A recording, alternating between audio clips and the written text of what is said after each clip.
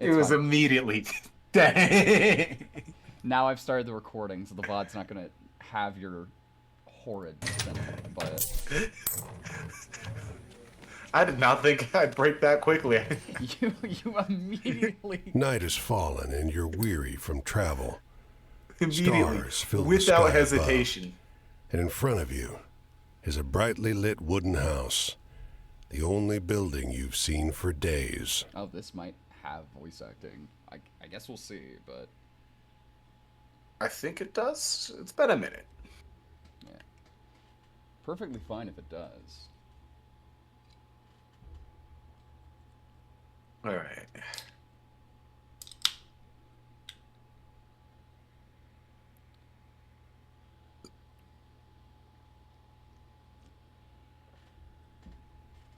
What is this?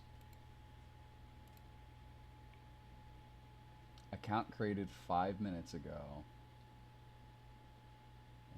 What?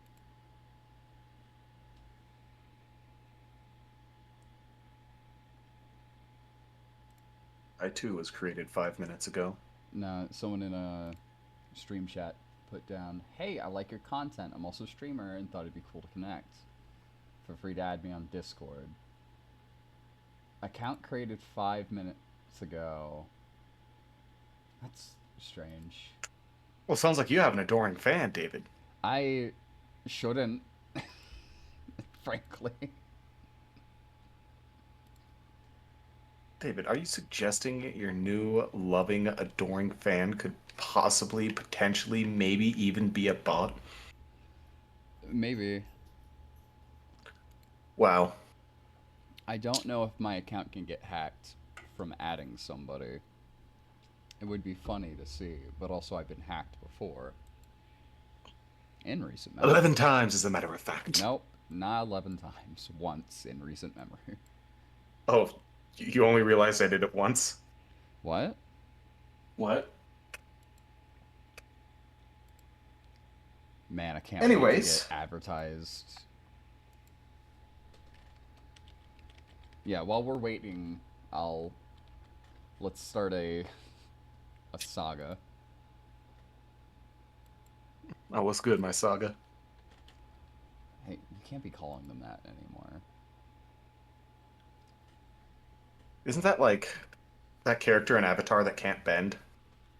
No, no, no. You're thinking of Taka, who is the guy who voices in the Helsing Ultimate abridged uh, thing.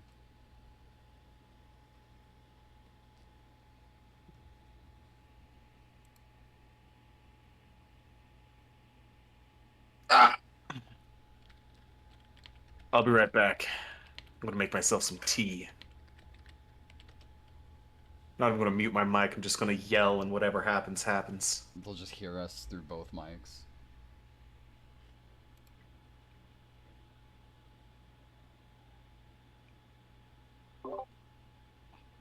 He leaves as we return. He's gonna be audible soon, I'm sure. Hello. So Hello. so immediately, I'm doing an experiment because it could be funny. But in stream chat, somebody immediately put, "Hey, I like your content. I'm also a streamer and thought it'd be cool to connect. Feel free to add me on Discord." And they put their thing. I don't think I can get hacked through direct messages unless I click a link. So we'll see about that. We are Interesting. I did add them, and I am chatting with them, so we'll see. But yeah, This we is how we had find out. Of course. no. Go ahead. But let's see. We did start up this stuff. We are live now, and this game might have voice acting, so we might be fine. But Clay might not have to read. Wow. Yeah. That would be a thing. He's good since a kid. Should I keep it on here? Do you want to put it up? Mm-hmm. It's up to you. Do I remember how to do that? Show it. Oh, display.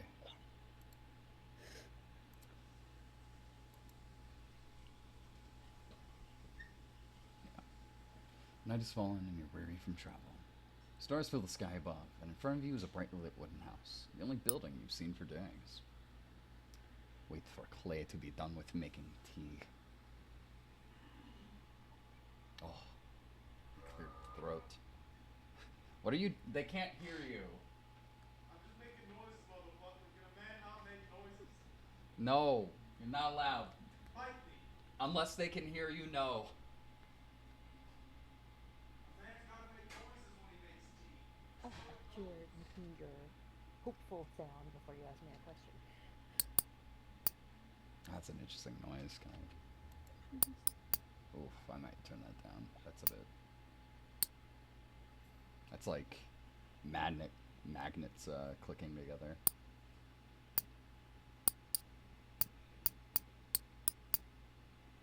You remember Shell, Jared? Y'all, I know y'all remember snake eggs, right?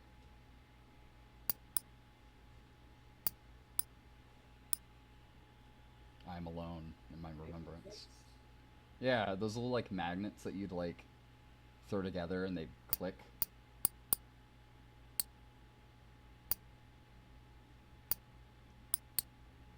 Sorry, I missed that. What was that? The magnets that you throw together and they click. Oh, yeah. That's what the select thing sounds like. I might turn that down. It is what that sounds like. You're not wrong.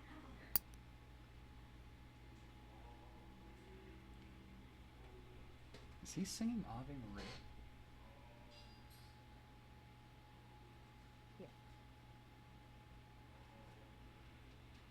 Yeah. For context, me and Clay live together. It's not really David's Okay. torture chamber. It's more David's room where we torture Bailey. We kind of take turns. Sometimes I'm the one being tortured. I think Clay's trying to torture me right now.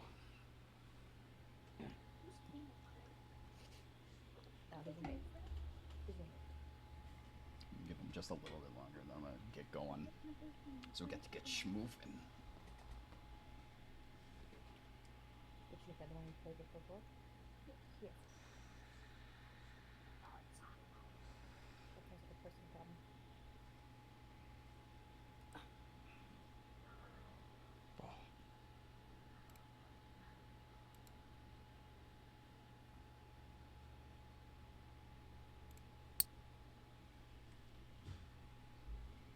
Oh, alright. I think he's getting back.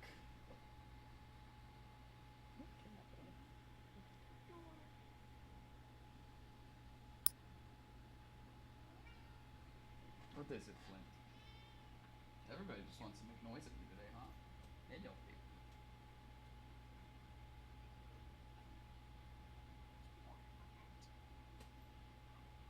Yeah. Alright.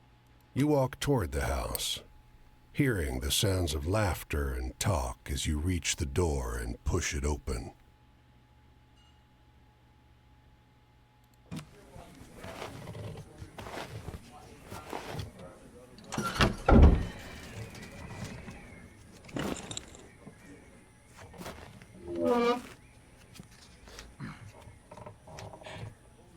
You sit down and join the game. It's a cheap buy-in, and not many of the other players are very good.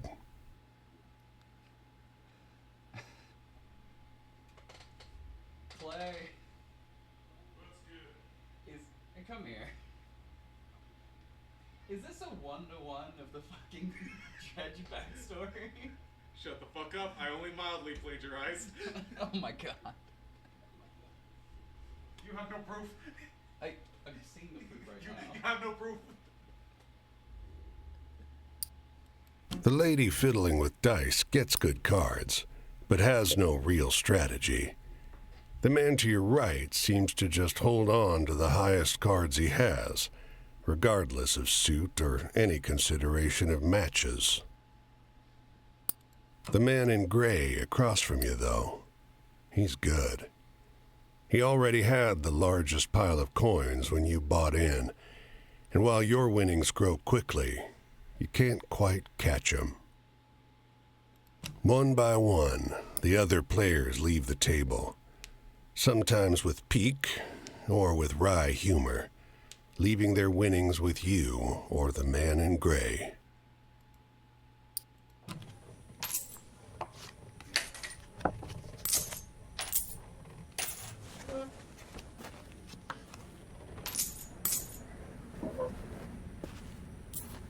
Damn, somebody bet the harmonica?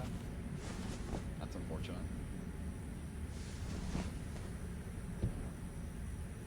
Finally, it's just you and the man in gray. He looks at you, full of humor, and winks. Last hand? He deals, you draw, and look at your hand. It's good. It's great. The best hand, in fact. A royal straight flush. Spades. Aces high. But the man in gray pushes forward his whole pile.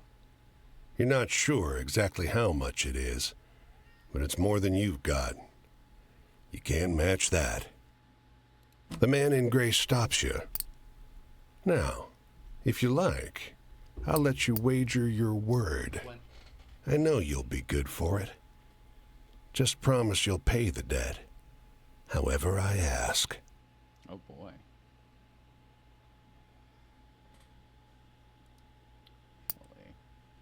Have that open.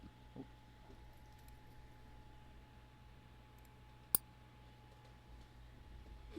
Oh. Hello. You're back. Alright, Clay.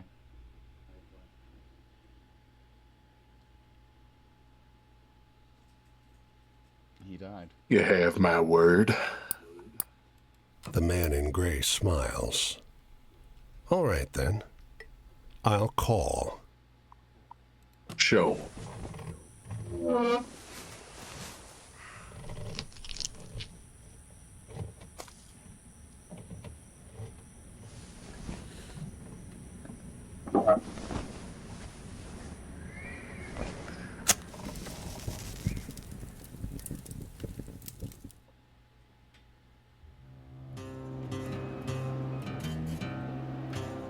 Well, your luck wasn't so good, was it?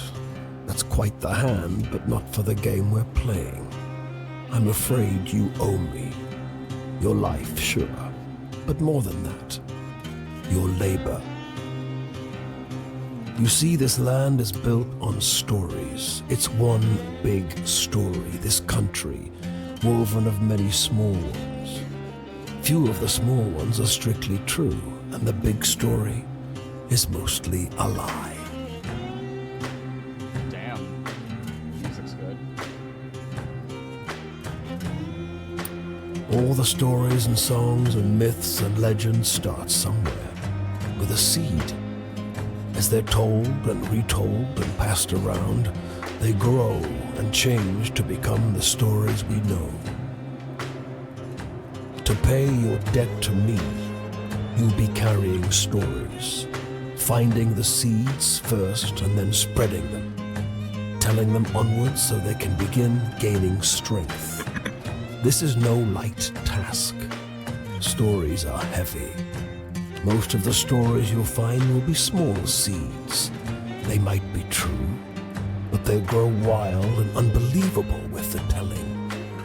The more important stories are the true ones, the ones people will tell you about their own lives.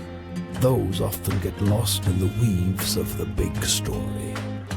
The more true stories you can find and tell, the more you can weave that truth into the big story.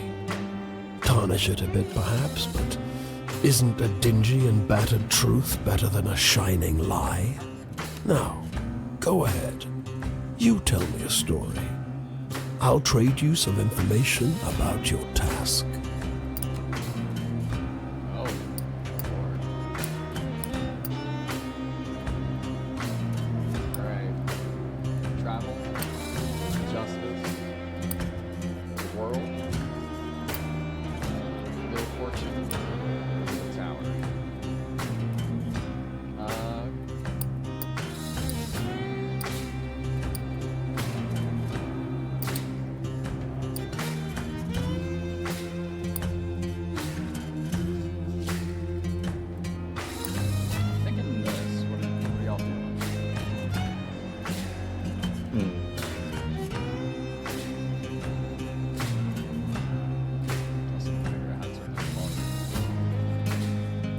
know people are usually a little bit upset when the tower card gets pulled.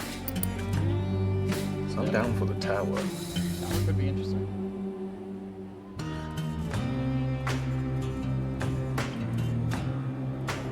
Shell, were you saying something? Or Jared? Y'all are not audible if you are. They're just real quiet. I'm gonna turn them up on my end. Hold on.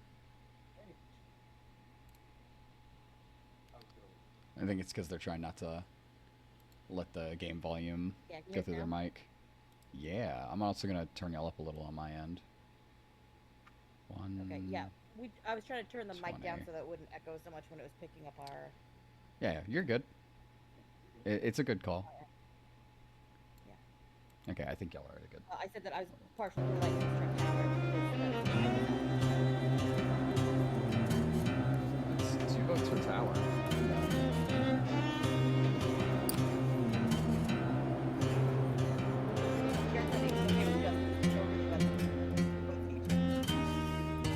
I'll strip away.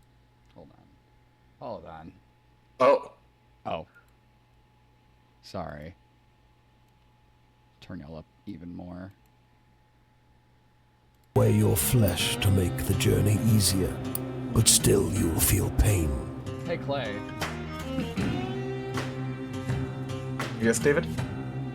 Just saying. Hunger, weariness, thirst, and despair.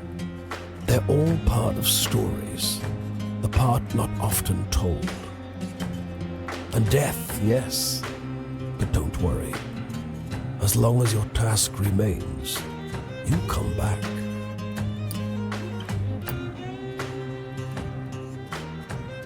Ah, so we're telling different stories.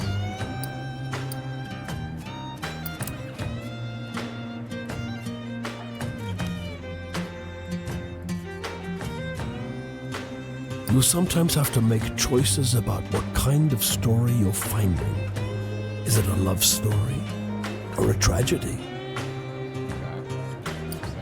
Don't gather too many of one kind, though. This grand story needs variety.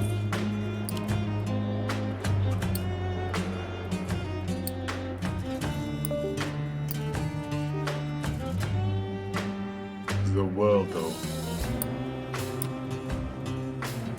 Tell the story of the parting of a cloud and fog to give a brief glimpse of a land of promise and plenty. Your deepest desires, your greatest wish, heaven? Big Rock Candy Mountain?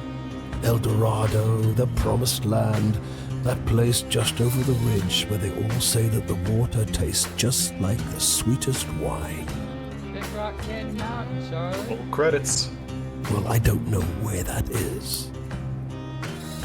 It's supposed to be somewhere in this country. Ask the people you meet. They're all searching for the same thing.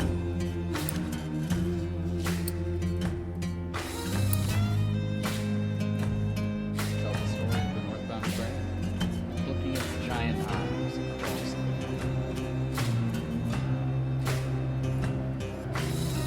Travel? That's your job. Wander from place to place, gather those stories and spread them. People get bored hearing the same stories over and over. But an old cliche in one state might be a rip-roaring new yarn in another. I will say, the vibes here are fucking immaculate. Like, the writers know what they're doing. We're all about vibes here. You know, tell the story of tossing a pair of bone die on a blood red velvet table. They come up snake eyes and wink at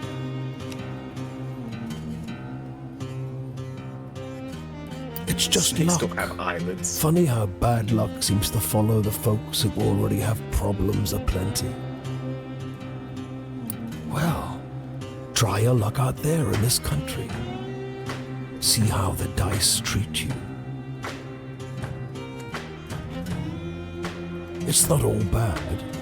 You'll have to work hard, but I'll give you the gift for seeing the true shapes of people. Not many who can do that. Go on your way, Seeker. Maybe we'll meet again, or maybe not. Either way, it'll be an experience for you. I'm jealous in some ways. I hope you find what you're looking for.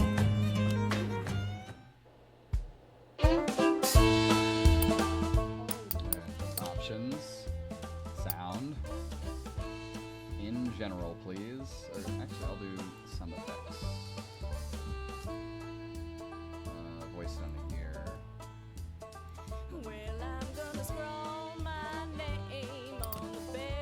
There we go. That should be better. Nope, that was deceptive. I'm just kidding. There we go. Fenris, if you step on this keyboard, I will eat you. Much behind to drag you down.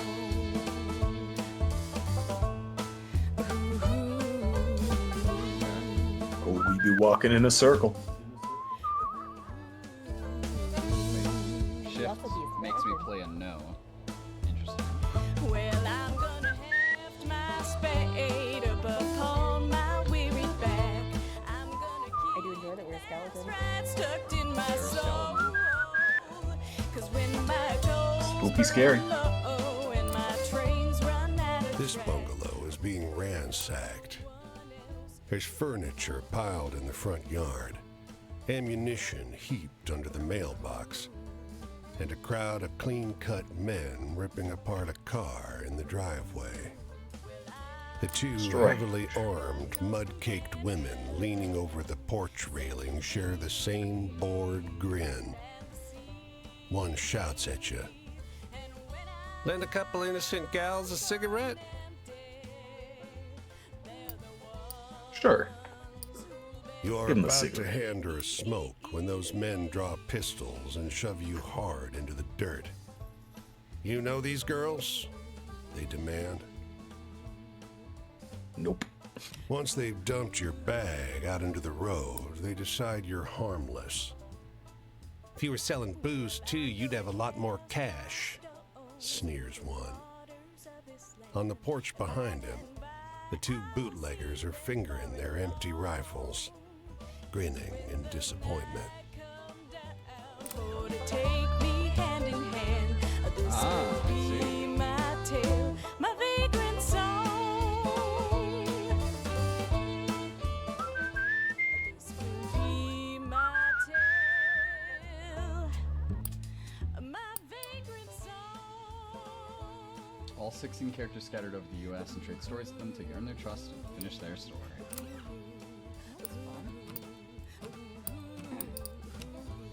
Having adventures, you'll begin to collect stories. When you meet characters, they'll ask you for different types of stories. Tragic, hopeful, scary, thrilling, or funny.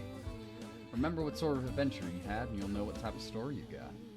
Stories will grow and change as you tell them. Once you tell a story to a character, he'll be out in the world and may encounter someone else who will tell you a better version of it.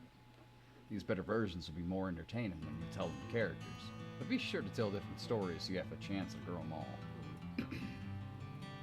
The stories you get from characters are wild cards.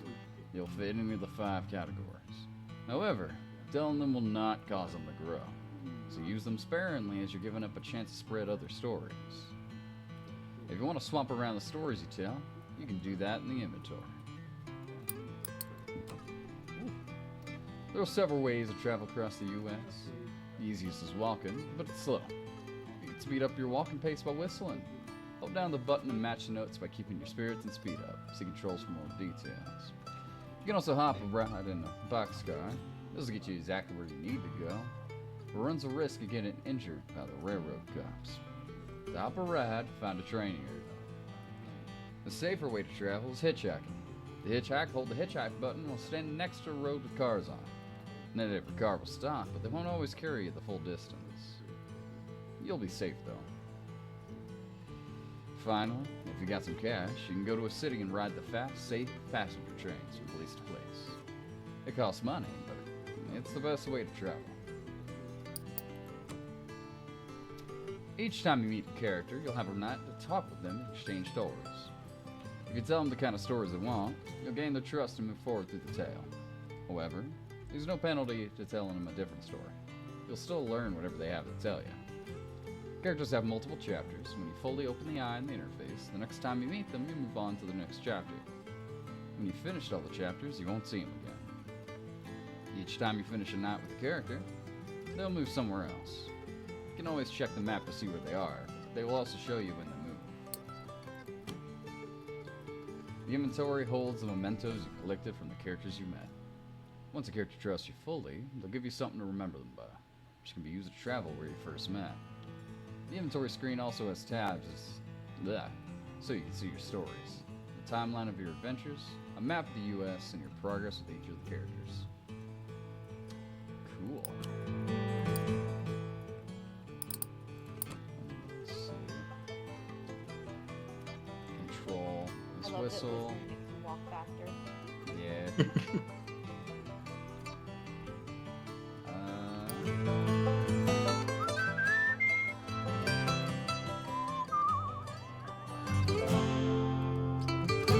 Don't understand how that works, though.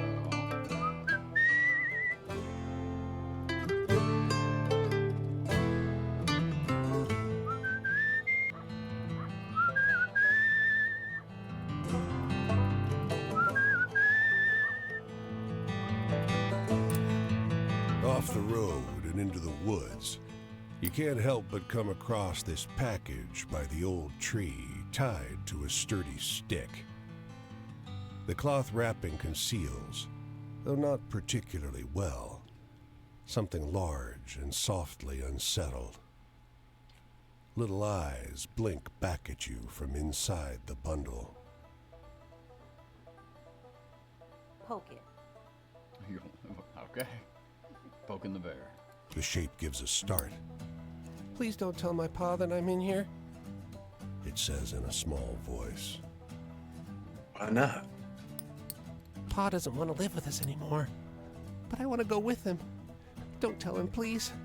I'm hiding. I want us both to abandon Ma. If Dad's going for cigarettes, I want to go too. Let the kid go get cigarettes with his dad. Alright. Father-son bonding. I won't You tell the boy you'll keep his secret. You don't see his father anywhere. You don't see another soul Oh, for no. miles. Do you think his dad realized he dumped him? I Nah, mean, it couldn't his be. wife killed him. That's also You're a possible. skeleton, right? Yeah, we're a skeleton. There might not be a lot of live people here. Look, the husband was gonna leave, and the wife was like, fuck you, and killed him, and now the boy's just waiting for his dead father to take him off to buy cigarettes. I love that I went from like, oh man, this is kind of tragic, and then you like full sent it and made it more tragic. Take this kid to the wolf. Make him bones too. It'll be great. Hey kid, you want to be bones? Wait, what? What? Wait! You could be my son. I'm gonna make you whistle so I can walk faster, though. I figured it out. It's Eric's. Hey. They don't What's up? come every year, you know. The old man is sitting at the edge of a rotting old pier, crooked legs dangling over the water. He watches a pair of seagulls preen and groom each other on a rock just off the shore.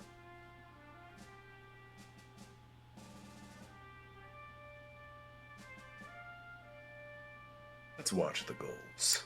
Enjoy the peace. They seem to wait for something together, fidgeting and rubbing against one Oh, another. I see what's happening.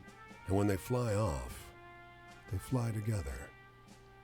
These two, these same two, have been coming here ever since I was a boy, the old man says. I love that the seagull, there's like a kind of like skinny one and then like a shorter fat one. Classic henchman builds. Yeah. What we doing today, boss? Yeah. He watches them people fly are a away. thing, though. Until their bodies are dots vanishing into the low sun. Always the same pair. Wonder what keeps him coming back to this town. He shrugs. Must be home. So, what I'm realizing is those decisions we make decide what kind of Determine story. the type of story. Yeah. Which is I noticed that little icon at the bottom. Yeah. The woman walks the small So we town do have to square with the make poise certain of Betty decisions. Davis. The confident stride and inimitable mannerisms elevating the sidewalk into a plush Hollywood carpet. And wrapped around her neck, a yellow velvet ribbon, bright as an ocean sunrise. Something else I'm noticing. I love these. A part I really like about them is sometimes there's these like black lines that makes it feel like there's cracks in my screen until I look a little closer. No, David, I think your screen's just broken. Oh yeah, hold on. I punch my monitor. You question a well-dressed man parked outside an oyster house. Prudish woman. I took her on a fine date and she didn't remove so much as a ribbon. Excuse me, can you step back from the coupe? That's the spirit. You decide to seek a second opinion. A good call.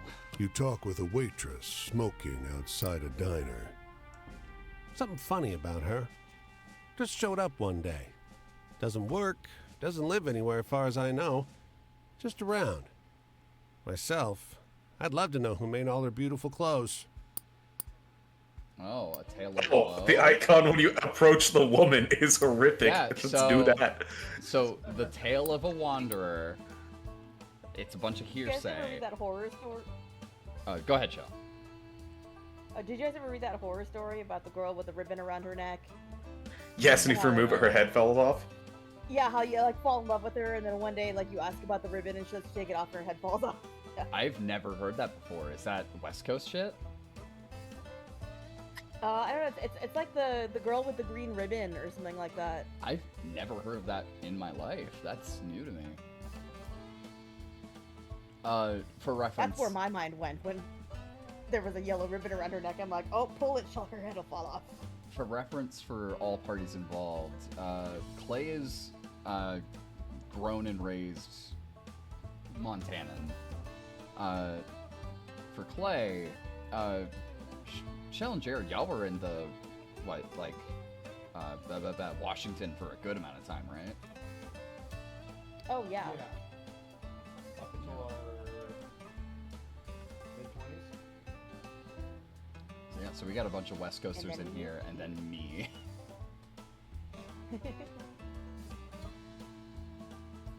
But yeah, I think what it is we're doing a bunch of hearsay traveler nonsense if we do ask around. But then we get a tale of a woe if we approach her, so Whoa.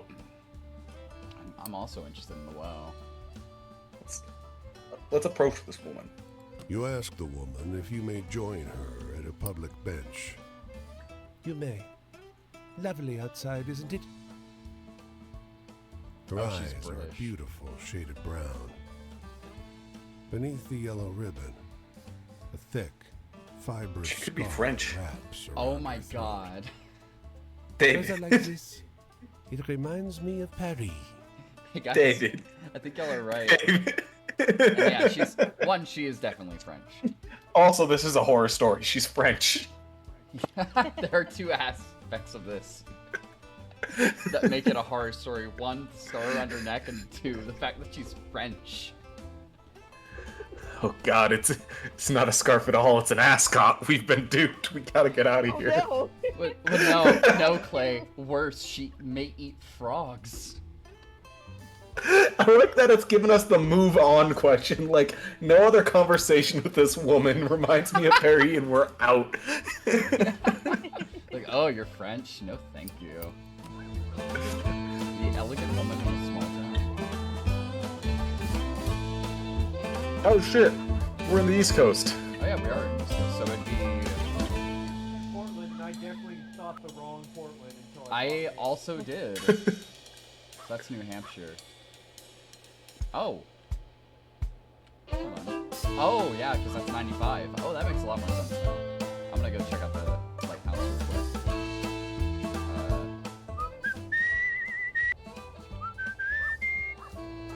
Go a little faster. You can see storm clouds on the horizon, and you don't relish the thought of being caught wandering this rocky seaside road in the rain.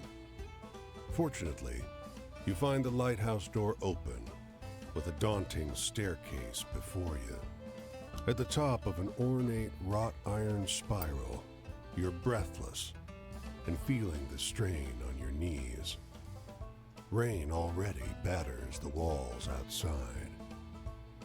You can only knock on a heavy wooden door leading into the upper level. Muffled voices and light seep in beneath the door. Looks like we got a visitor. Sounds like a man's voice, deep and rough. Well, behave yourself. I'll open the door. Another man, this one with a higher, more sonorous voice. I always behave myself. He feigns indignation, but his tone betrays affection instead. Ah. Oh, me and it's the Clay. Lighthouse Twink and Bear. I was about to say, it's me and Clay if we fucking lived in a lighthouse. After a moment, the door unlatches from the inside and opens. The man before you is tall and muscular, with a hint of a paunch beneath his wide He's the one who chest. sounds like a twink. The heavy iron knob on the door looks nearly dainty in his huge hand. Didn't want to be out in this rain, did you? Come in. Oh, my it is. god!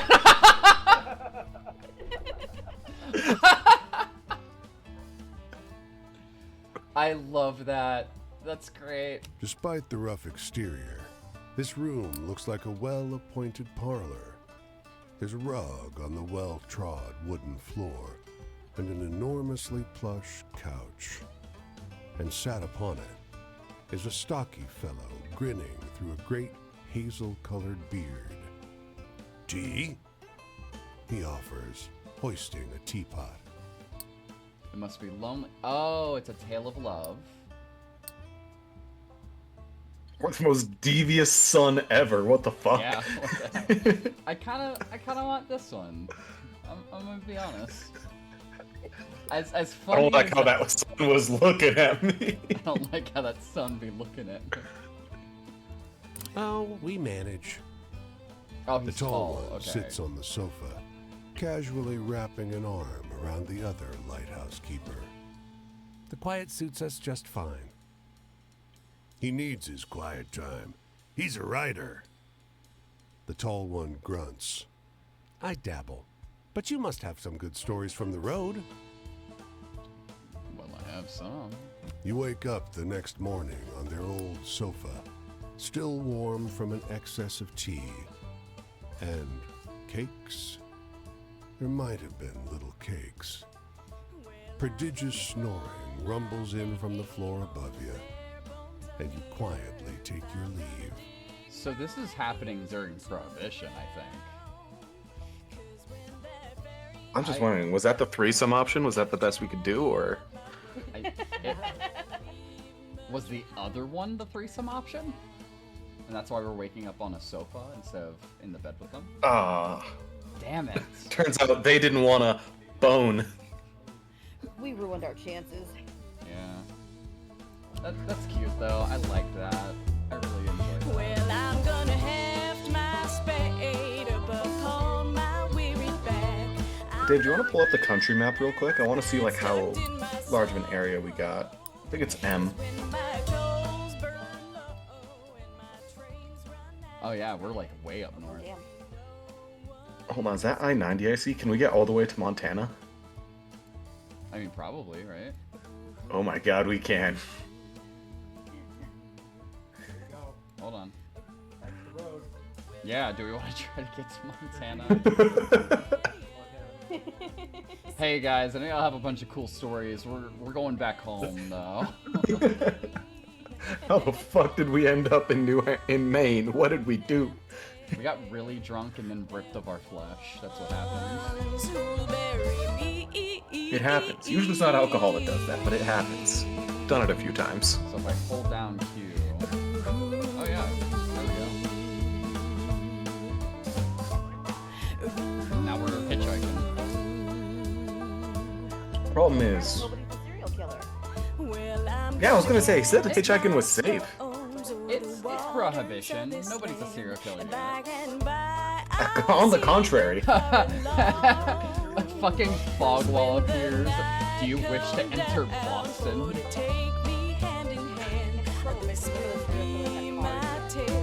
Ah. Let me turn on the music just a bit more. It's still really loud. It's fantastic, though. It's really good music, but it's just so loud. A dusty truck and a man on horseback pull up next to one another in front of the grocer. Suddenly, the driver and the rider, two wiry old men with identical haircuts, start shrieking at one another. So a story of chaos? Question mark? Story of shenanigans. Maybe. The man with the truck leaps into the street. "Brother!" he shouts. Oh yeah, The shenanigans. one on the horse tumbles out of his saddle. "Brother!" he screams. Brother! They embrace in the road. 30 years, hollers the driver. The rider, tears streaming down over his face, corrects him. "No, 32! So I love that. Brother! I love that we started out with some like pretty tragic stories immediately, like the two bootlegging women getting caught. Real shame. Oh, this kid The got French left person. by his dad. Oh, this French woman's seen some shit and might be a like fucking ghost story. And then we get the gay lighthouse keepers, like super wholesome, and then we see a fucking reunion. Waiting for them to draw their guns. Oh yeah, brother! They hug. I've been waiting for this moment for 30 years. 32, you dumb fuck. Everyone here is watching I these remember two why we older split. men cry and hug one another in the middle of Main Street. Cars and wagons are backing up. People are yelling. Take a photo of us. The driver begs It goes you, from the happy sun starts to... hauling a tripod out of crown. the bed of his truck. Is that a crown? What is that? It's some kind of. I think it's a crown atop a head. Like, it's not showing us the full picture. It's just showing us, like, a little symbol But that's also the picture that was there for the for the kid. kid. Is that the tragedy symbol? If we leave them in the road, are they about to get hit? Oh, no. It's very possible. I'm gonna say let's I was get out like- of the road first, as funny as it be. Set up a tripod, and then watch and take a picture of them just Oh, getting you know, railed. No, that's the I bet lighthouse the symbols are the keepers. tarot- Hey. I bet the symbols are the tarot symbols Oh, absolutely. Oh shit, yeah. from the cards. We don't have one of the sun yet. Is that the tower then? It might be the tower. I don't know. We'll see later when we get into Boston, I'm sure. Or when we find the, It looked like there was a character just down south of us. I really want to know if they get hit. Though is the thing. Yeah, but we don't have a sun yet. But it'd be really funny. Listen, people leave sons behind in this world all the time. We're about to watch as two sons get taken out of this world. The long-lost brothers pose in front of traffic, cry snot pouring out of their noses. Oh. As angry passerby wave you out of the road, each brother presses a coin into your hand. When the traffic disperses, you realize they overpaid you quite a shocking amount. We're rich. Alright. Alright, let's go into Boston. A godless place.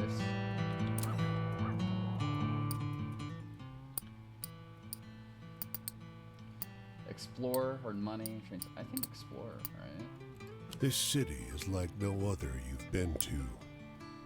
Crooked streets splay out in a maze of narrow passages, no two alike. Soon, you find yourself in twilight, utterly lost. Bright light crests around one corner, a car approaching. Do we want the moon, or do we want the sun? Keep walking. I want the story of us getting jumped in Boston. That would happen in Boston, Unable to afford rescue, you keep walking. The asphalt turns to crooked cobblestones that threaten to wrench your ankle out of place. Was this always a moonless night? The stars multiply, each one looking like a pinprick through which light is exiting the terrestrial world. Wait, hold on. This is like oh, Lord. This makes me think that the sun is like a weird supernatural thing. Which would imply that the brothers were ghosts the whole time, and when you ask them to get out of the road, they just disappear. Okay, so it is based on tarot cards. The sun is based on the past and memories. The other one is the crown on the Queen of Cups, which represents family. Okay. Our resident, different outcomes. Our resident witch will play interpreter for us. It's hard finding your way through in pitch darkness. You go by touch and sound, feeling the scale of the streets by the echoing of your footsteps, fingers tracing the rough surface of the buildings. And then, a rumble of noise in the distance. You quiet yourself, suddenly fearful. The clear sky tells you it's not thunder, but cannon fire. The city comes alive with fires and shouting. You find yourself trampled by a mob of men in thick brown coats, a phalanx of bayonets advancing up the street. It's just this one. This one is just a ghost story. When you come to, there's no sign of the commotion, the war that you were just caught in. The comically shrill honk of a Model A running up the road startles you, and you crawl toward the sidewalk. Above, the sky is a sharp, cold, cloudless blue. So do y'all think that was a ghost story, or do y'all think we got jumped by a bunch of Revolutionary War reenactors? The latter one is funnier. It is pretty funny. It is funnier. So I'm going to go with that one. Earn some money. Also, in figuring out what the Queen of Cups symbol was, I also learned that if we go to Richmond, we can find a creepy mill. Ooh. I mean, that's just down south. We're actually pretty close since we're in Boston.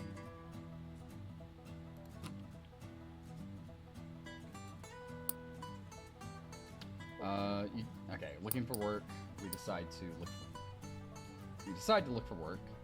You join a crew of laborers waiting at a street corner. Soon, a truck pulls up, and everyone jumps in the back. The job's good, one woman assures you. You ride a short way before the truck pulls up behind a factory. Everyone hops out and starts putting on heavy coats. The whole factory is a vast, cold meat locker. You're shivering in only a few minutes.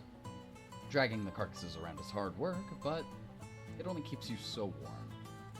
Soon, your hands are totally numb. Oh wait, shit. I didn't mean to do that. I thought it was a continue. You grit your teeth and keep working. By nightfall, you're shaking almost uncontrollably. You're paid a full day's wages, but it's hardly worth it. Just lose health.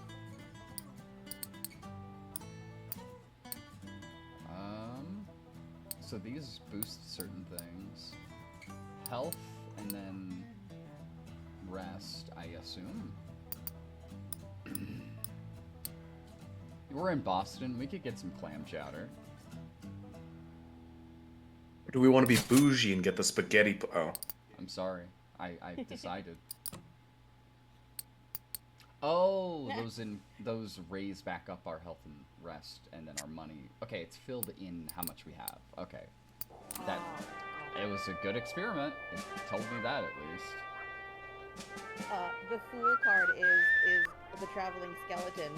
So Yeah, that's us. it's me. we were the fool all along. Outside the small Indeed. thicket of apple trees, the phrase "tended to by John Chapman" is carved into a fence Oh. post. Nearby, a hound lies on its side, perfectly still. Flies buzz around its ears. But a grizzled man pauses at his digging to shoo them off. We're the one who invent Johnny Appleseed. Do we want to help him dig or watch from the shade?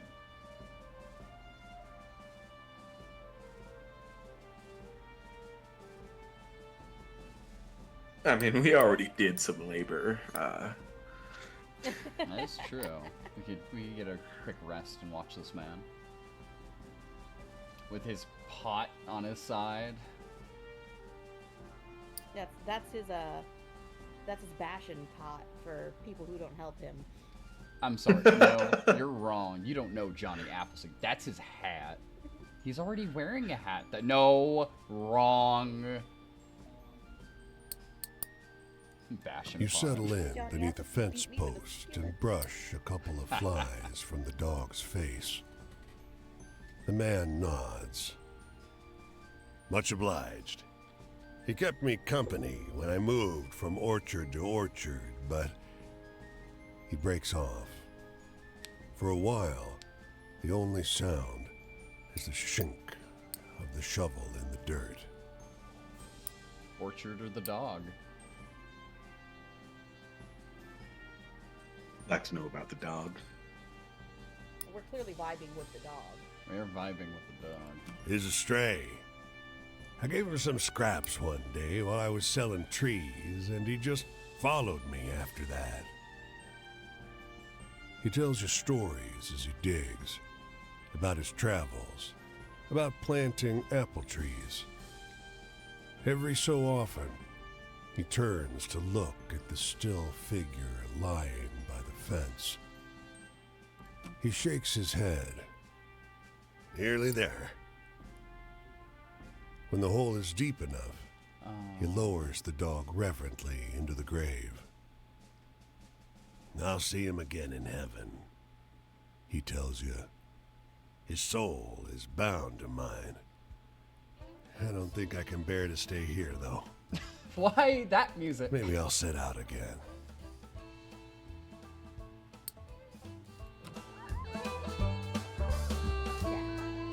Beautiful though. I like that very much. Oh god, we can't go to Rhode Island. Fuck that.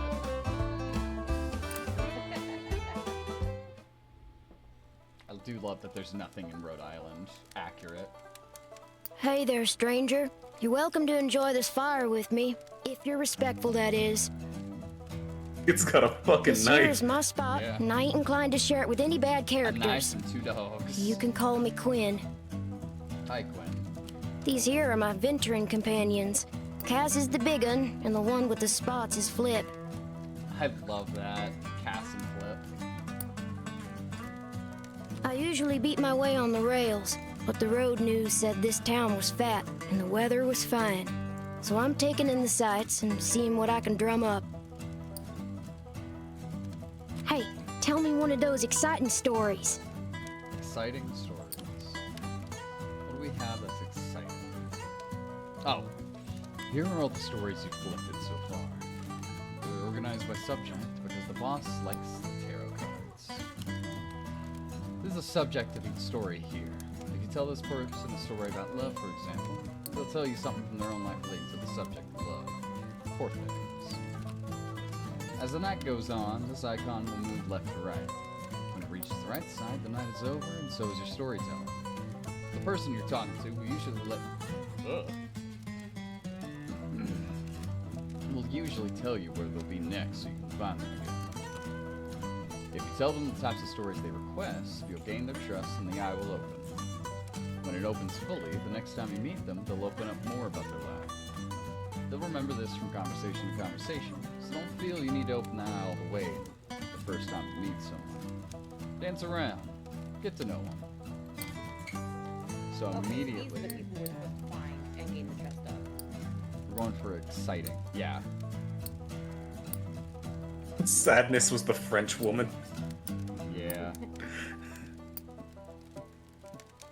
I don't think we have anything too exciting. What were the bootleggers? They were Queen of Cups, right? Oh, I think so. The bootleggers is pretty exciting. Or the authority, because there was like they were getting caught by the cops.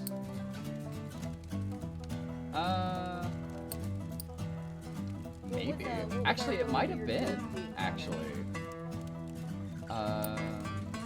This would also be exciting of like a couple of brothers. Okay, I think I've realized, yeah.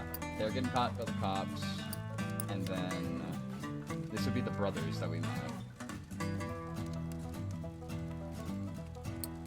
This is the lighthouse. I feel like Quinn's gonna stab us if we don't choose a story soon. Maybe. Who was the world? What was it?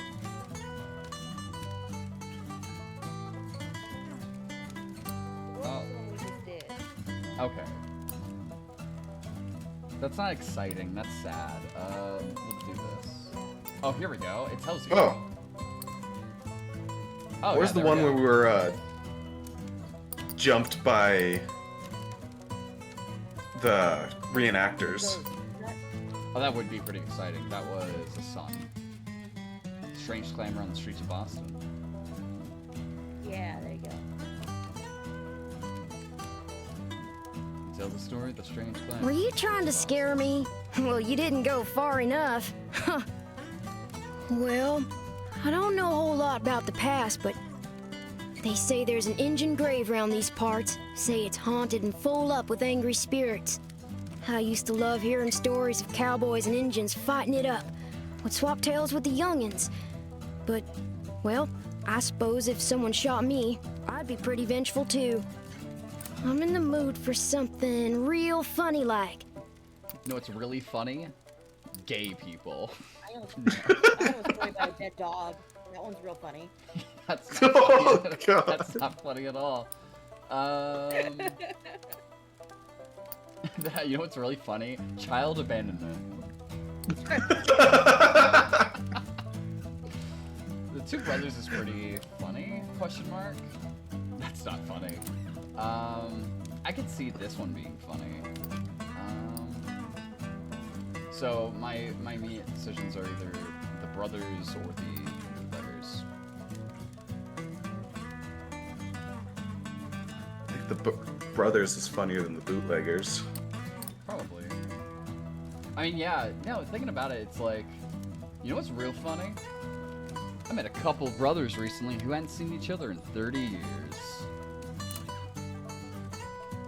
Tell the story of the two brothers who I don't get too much out of tales that are so cheerful. Not enough excitement for me. Dude. You wanted funny! Sorry, It's very kid. possible we haven't come across a good funny one yet.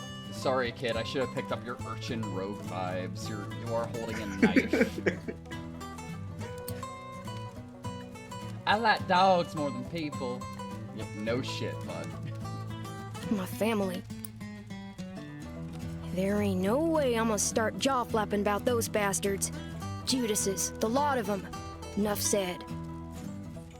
Hey, do you got any really thrilling stories to tell? I'm hankering for one of those.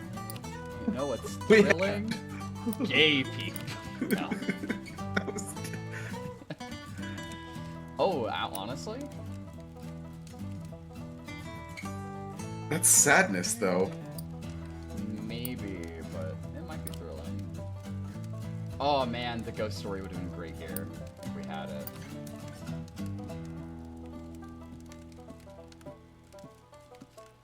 think this is the only thing close to thrilling, right? I think so. Sounds like we got a No. couple more stories before we talk to the next one. Well, that was something. There we He go. spin a good We did yarn. it. Authority, bosses and such. I ain't nobody's little Angelina, if that's what you're asking. I take care of myself and my dogs. I don't need no jocker looking out for me. So if you're offering, don't. Shoot, I thought I told you to be respectful. Don't worry. You want to keep enjoying my spot or not? Think about that. I want to think hear he one of them considered that one venturing rude. tales. Got any? Oh, yeah. Venturing Tales. This is the closest we got, actually. Yeah.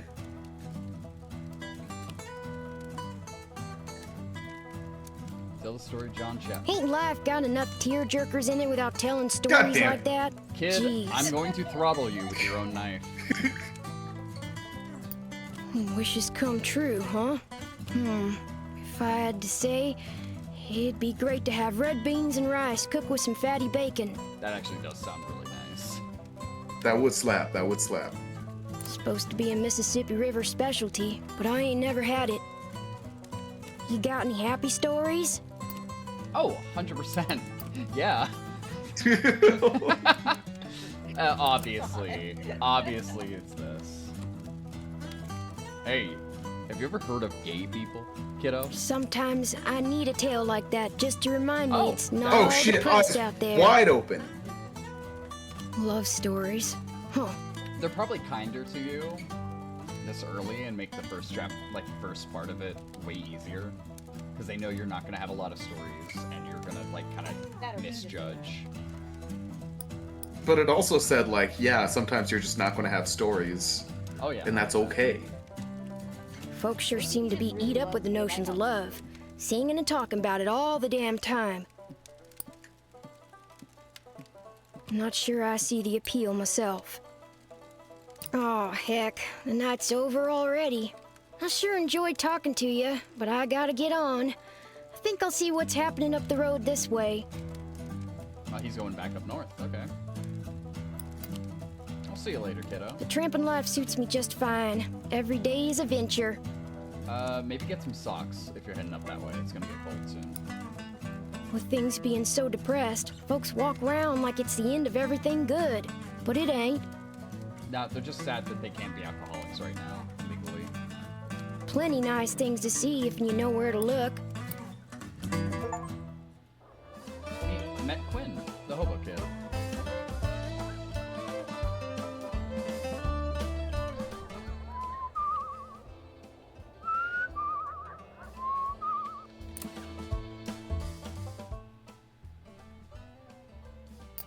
Oh, he stopped narrating. As you walk down the road, a black crow flutters down the lane on your path. It looks at you, cocks its head, and speaks. Well, you've got a long, long road ahead, don't you? All these people to chase down, or so I hear. It laughs. I got some experience when it comes to chasing folk. I mean, The crow's talking to you. you gotta talk back to the crow. Well, if you want, you could go find your friend again. Ask them more about their life. Ooh, excuse me. They might want better stories this time, though. It peers up at you. Didn't they tell you where they were headed next? But hey, the world is full of people. Bet you could find another friend like that if you went looking around. There's more than one interesting person in this land, for sure. He gives a gravelly laugh.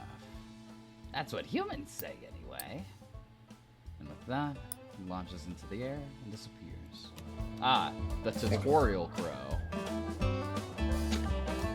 I know. It's the medicating pigeon. Yep.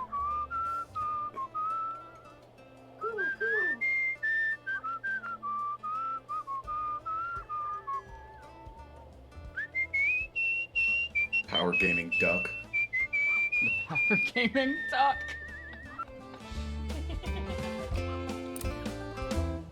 The hotel is an old manor house that's seen better days. A grand structure surmounted by a gambrel roof that dwarfs the house itself. It's eerily still, but for two boys at play. Each one so small and light, they barely leave tracks in the deep snow. Do we want to watch the boys, or do we want to make our way inside?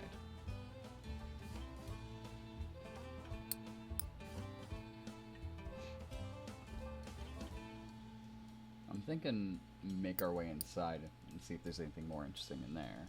But we could watch the boys and get a story from that. Not like a skeleton just sitting on the side of the road watching them boys. I mean, that kind of tempts me. Gonna get fucking arrested. Wait, no, officer. Sir, why are literally you staring at those kids? I'm made of bones. What do you think I could do? That crow back there told me I should talk to people, so... Then why are you just Talking watching crow, them, sir? saying you're made of bones. Sir, have you taken anything tonight? Well, I mean, I had a bit of tea over at a lighthouse. A couple of fellers gave it to me. What? They go bust the gay guys. The clerk behind the counter is old, and your room key is worn. But night approaches, and the price is low. Just before you shut the room door, there they are, the twins, staring at you from the corridor. In the Are we in The morning, Shining now? as you leave, the clerk asks, "Did you sleep well?" Oh. Yeah! Yes! Ghost story! Too tired to lie, you tell him about the noise outside your door. The trampling of small feet on the corridor outside. The dreams disturbed with violent and hideous images. "That's odd," he says, weak-eyed. "There are no children staying with us." I love it. Hell yeah. Me if I owned a hotel and let my two kids run around. Just tell people there's no kids here. As they get older, teach them how to be creepy. Yeah. Oh. That have endings that will determine what kind of story it becomes. Hey, there you go. So if you're hard up for one kind of story, you can lean some of them either ways. Oh yeah. This man can barely wait to get through the pleasantries before asking if you've heard this story. 110% true, he says. Heard it from my nephew, and it happened to someone he knows well. The man launches into his telling. It's polished. He's obviously done this many times before. He tells you the story of the apple orchard planter who planted 10,000 trees. You recognize the bones of it from your experience of John Chapman, his orchard, and his dog. It's been embellished in the interim, though. Afterwards, you thank the man and move onwards. You'll have to remember that version, even if it's not quite what happened. It's a good story. Ah. So that's our example of a story growing. Yeah, it's just Johnny Appleseed. Nah, that's fucking New York. I'm good.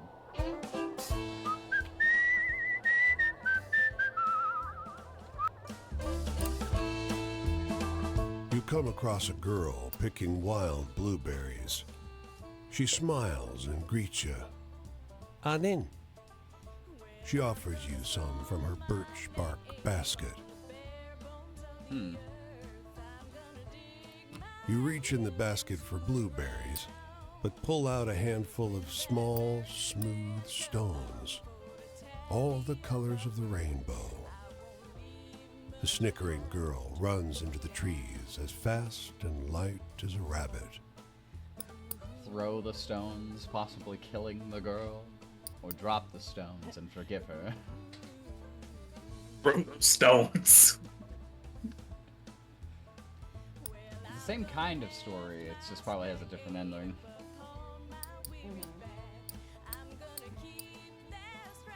We could throw the stones. When the stones reach the top of their arc above your head, They turn into butterflies, all the colors of the rainbow. Your heart leaps in surprise. Incredible. Incredibly stupid. I wanted to bean her in the head with those, god damn it. This little girl's just running around carrying magical stones. Hold the fuck up. Yeah, hold on. Were those blueberry trees or magic bean trees? What the fuck? And the sea. And when I'm gone empty, Oh. A jetpack? Ugh. A jetpack. Oh my god, I did it twice. A jet black crow alights on the low branch of a twisted tree. Look at you. It caws. Think you got some good stories already? Well, I heard better. Much better. It seems to wink at ya. Wanna hear my tricks? Sure, why not?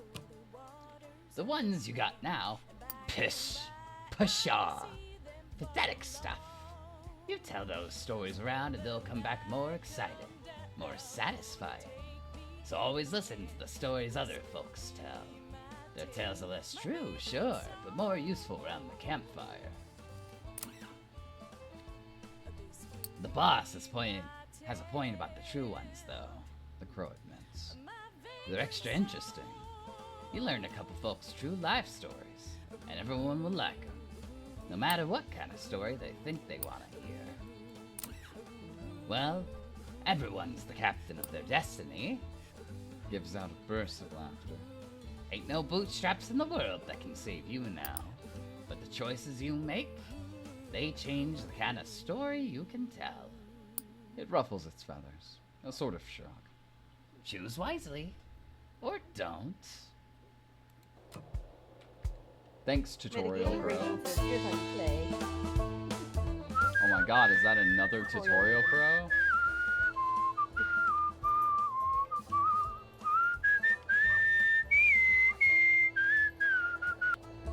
Nah, it's a search. No, it's a crow again! Fucker! You notice a black crow sitting on a fence post, watching you with unsettling intensity. Hey! It blurts out. Hey, friend, hey! You hear about trains? It gives a throaty cackle. Locomotion! That's the life. I got some good travel tips here. And a warning. You know about those people that sit beside the train tracks and just kind of watch? Fucking weirdos. Anyway, you ever ride a train? It asks. With your budget, you'll need to hop on at a train yard, though. Fast and convenient, but the railroad bulls really don't like it when you ride in the empty boxcars. If you get caught, you'll get beaten. It hops and pecks at something on the ground.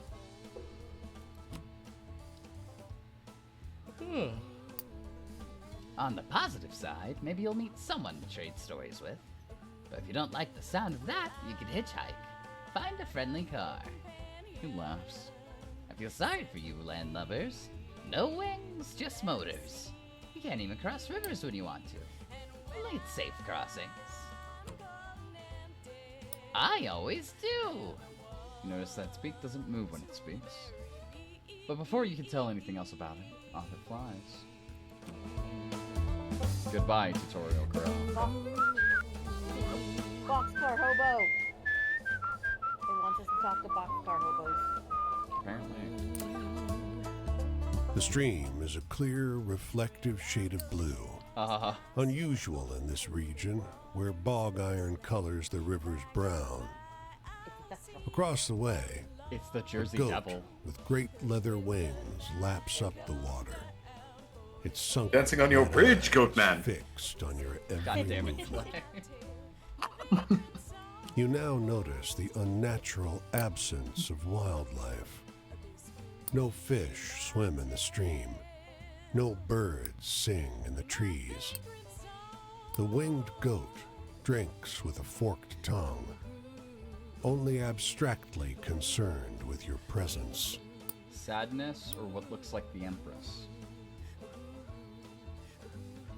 The priestess. Oh, the priestess, sorry. You know what they say, drink from the same water that demon goats do. They do. That is what the saying is. Yeah, they do famously. say that. You cup the water in your hands, ice cold somehow, we Take we a going swallow. all in. soothing the coarseness in your parched throat. Clear as the water is, the stream bed isn't visible, even looking straight down. We are going all in. Your feet don't reach the bottom, so you float in the cool water, feeling washed clean. The ripples flow as far as you can see, never fading. Sup, fucker? The winged goat snorts and heads in the other direction. Damn it. I don't want him. Rude didn't want to swim with me.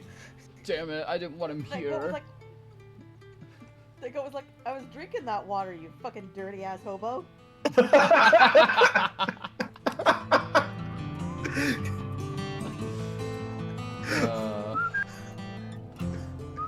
Oh shit, we were in New Jersey. That is the Jersey Devil. Yeah, I made the joke knowing full well what I was saying. I was like, oh, I As think you we're in walk along Jersey. the river near an unfinished bridge, a man with a tool belt catches sight of you. Hey, over there, he calls out. You look like you could use a quick way to get some hard-earned money. Hard-earned is right. The bridge hangs high over a perilous drop. Accept, or is it safe? We're bones. Do we care about our health? Right? The most we have to fear is hungry dogs. Yeah. I was gonna say, I'm pretty sure he stripped us of our flesh purely so we wouldn't have to worry about like hunger or anything like that. Yeah, sure, I'll do some stupid shit. Great, he exclaims. Suppose you'll want a safety belt. We Thunderbird people don't need 'em.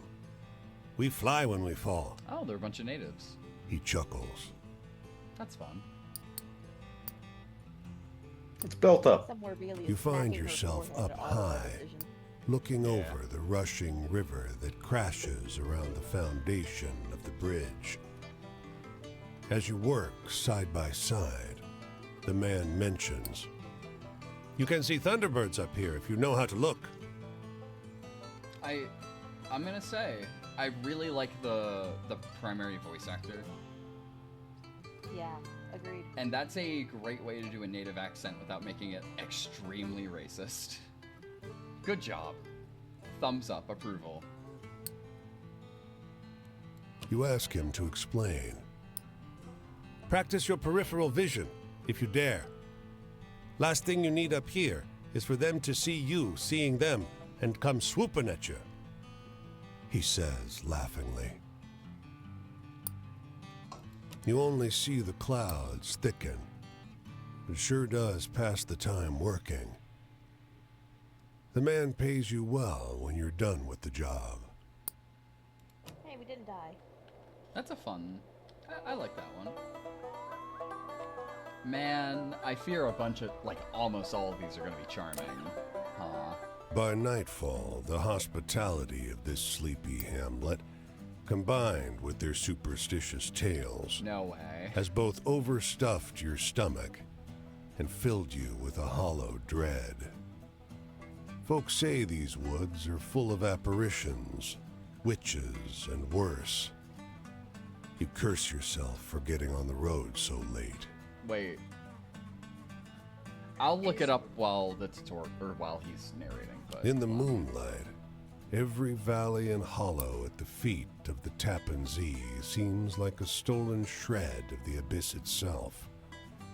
Fireside tales seem less fanciful, and every cackling crow and moaning whippoorwill seems like a demon perched on the shivering, spindly trees. But something cuts through the noise. The muffled sound of hooves galloping on the cold, muddy road. When he finally slows his horse alongside you, it's as though he had just appeared out of the mist. He's astride a gigantic black courser, and though his boots are muddy and ragged, he wears an immaculate coat with great shining buttons. From his saddle hangs an antiquated flintlock and a cavalry saber. In the darkness, you can hardly see above his towering shoulders.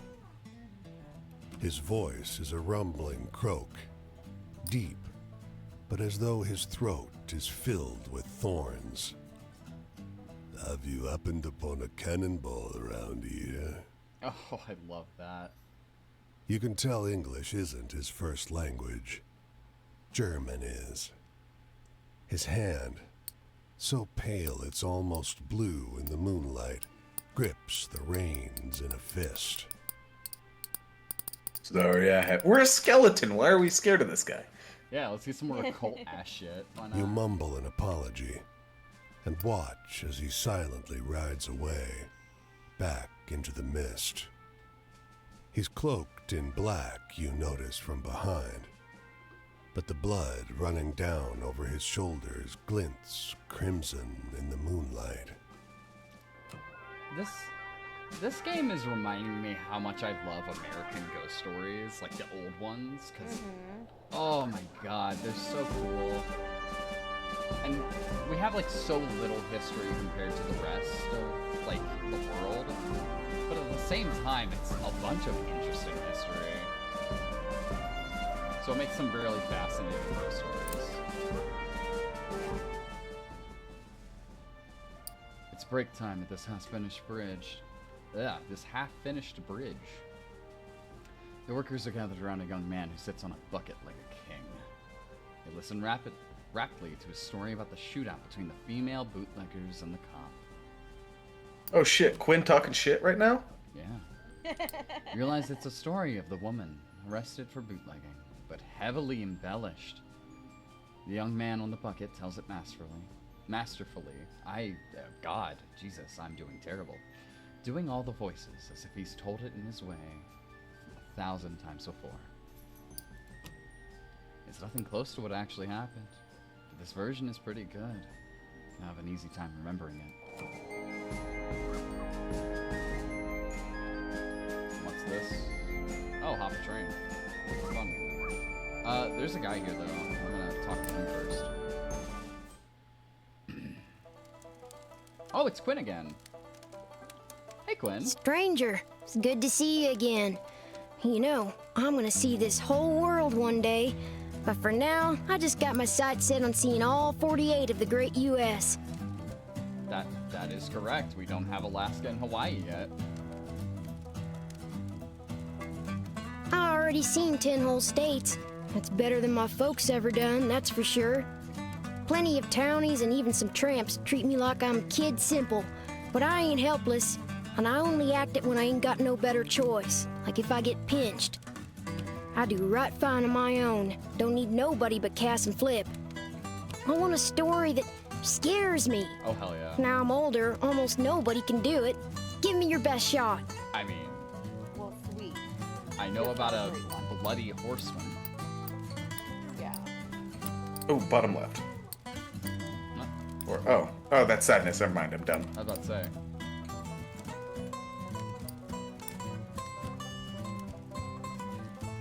And we have a lot more stories now, so we can... Wow, that's the stuff, stranger. Spooky campfire tales are my favorite. Being trapped, caged. You think beggardom is a prison? No, stranger. Beggardom is freedom. Responsibility is the real trap, wound tight like an old spring. Pride and pretending will bleed folk dry, and then when there ain't nothing left to be proud of, when they can't pretend no more, they'll unwind. Hey, tell me one of those exciting stories. Exciting story. What do we got? They already know the apple orchard. That's actually a pretty good one for this.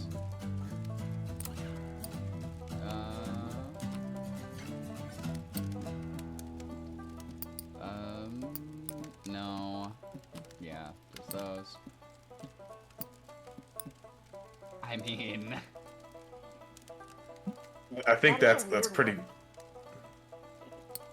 Yeah, that's pretty exciting. And then there's the elegant one. So it looks like we got the bridge builders or the Wingo, which we feeling for Or exciting. the Jersey Devil. Yeah. Let's go with the Jersey Devil.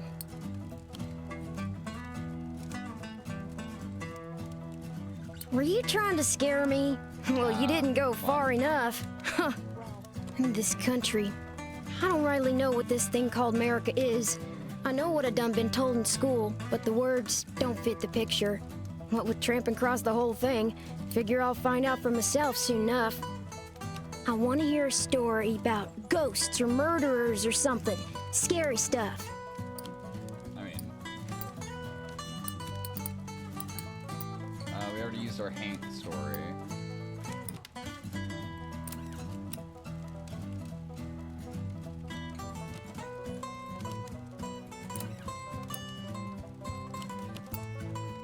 I guess the only thing we got is this one.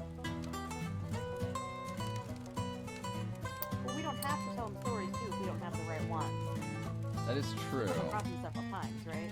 But it also, Every time we tell them the story, we can't use it in the future. that is true, but it also spreads the stories and makes them better whenever we tell them. True.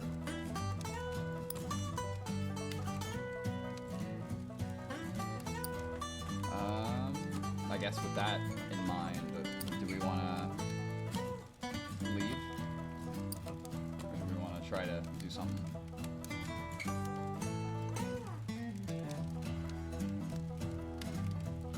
I'll make the executive decision. See you, kid. Heading out this early? Well, travel safe, friend. I hope we meet again. Where are you going to? Decided yet? Maybe our paths will cross. I'm going up the road this way myself. Going to Vermont? Or Rhode Island? My bad. God damn it, kid. Come on. Oh, okay, sorry. There we go. Hope I'll see something fun. I generally do, you know. There's interesting things to see everywhere if you're keeping your eyes open. Alright, kid. See you later.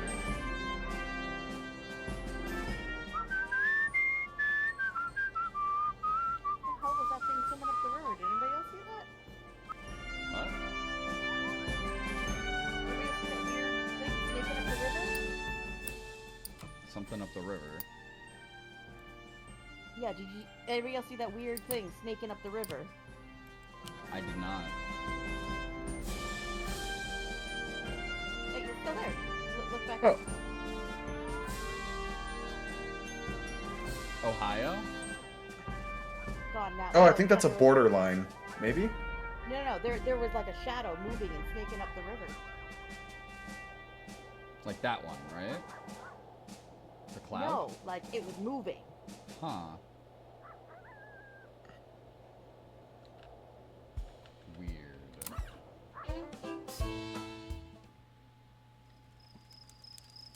Mason by Sidney Meeker. Pay for your life. My twin brother Paul and I always got into trouble, but we were good. We didn't do nothing to anybody till we left. Then we hurt a lot of people. Me, more so than Paul, because he didn't make it through. So this is also post World War I, from my understanding. So a very strange, specific time period that I do kind of like as a pick. The march I was on, the bonus army. It's less a bonus and more an acknowledgement of what I've had to suffer. Civilians will never understand. Know any good jokes? I'm not so good at telling them anymore. You know what's really funny? David, you gotta stop saying gay people are funny, man.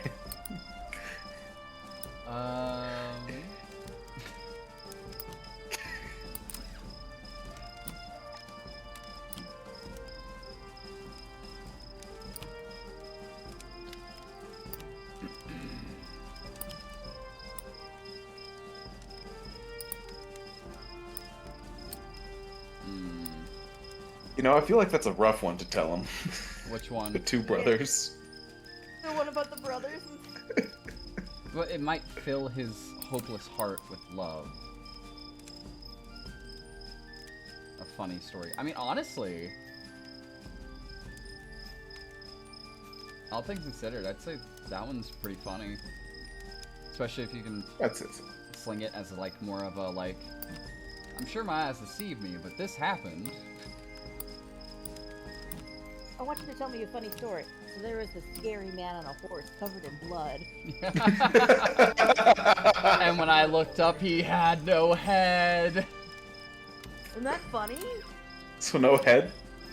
Nah, sorry, buddy. I'm sorry. This is the closest thing to a funny story we got. Guy with one leg. Tell me about brothers.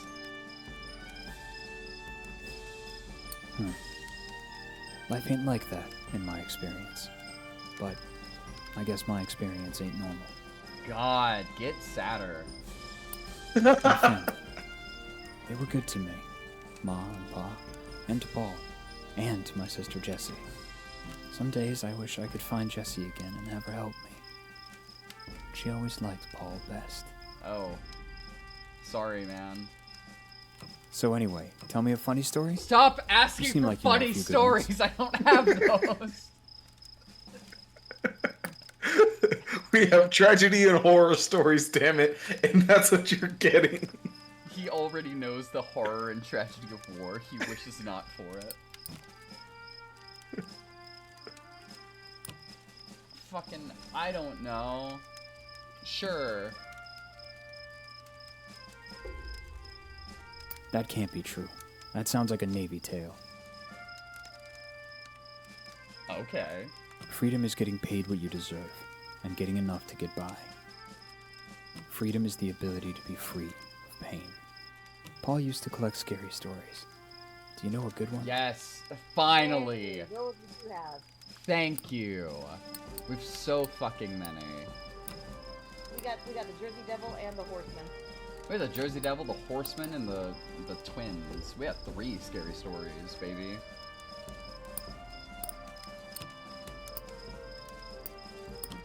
Let's see, let's sum the twins. We got the horseman and the devil riding around with Quinn right now. That is true.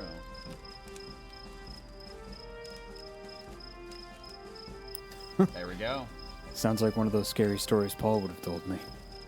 Oh my god, we get it. Paul's dead. Actually, I hate to tell you. Everything you tell me sounds like something Paul would have said. Yeah, my name is Paul. Sorry. I bet this is weird for you So now. you kind of look like Paul. Sir, can you leave my camp right now? Get out of my sight. Imprisonment?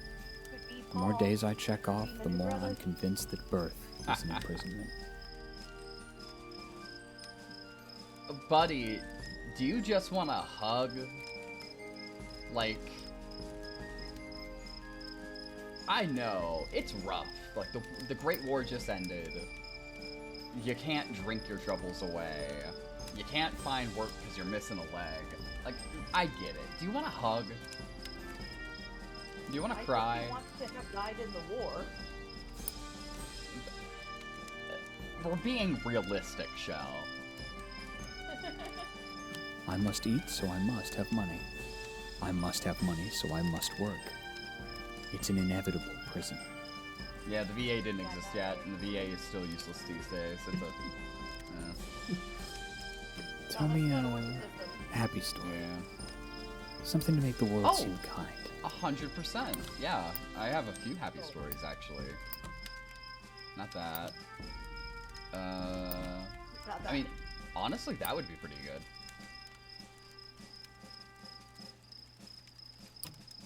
Maybe you'll meet a girl who'll give you a stone that'll turn into a butterfly. Or Paul. Or I mean, Paul. yeah. You throw the stone and it turns into Paul. So either I'm thinking either the love one or that one. We haven't told this one yet. That's true.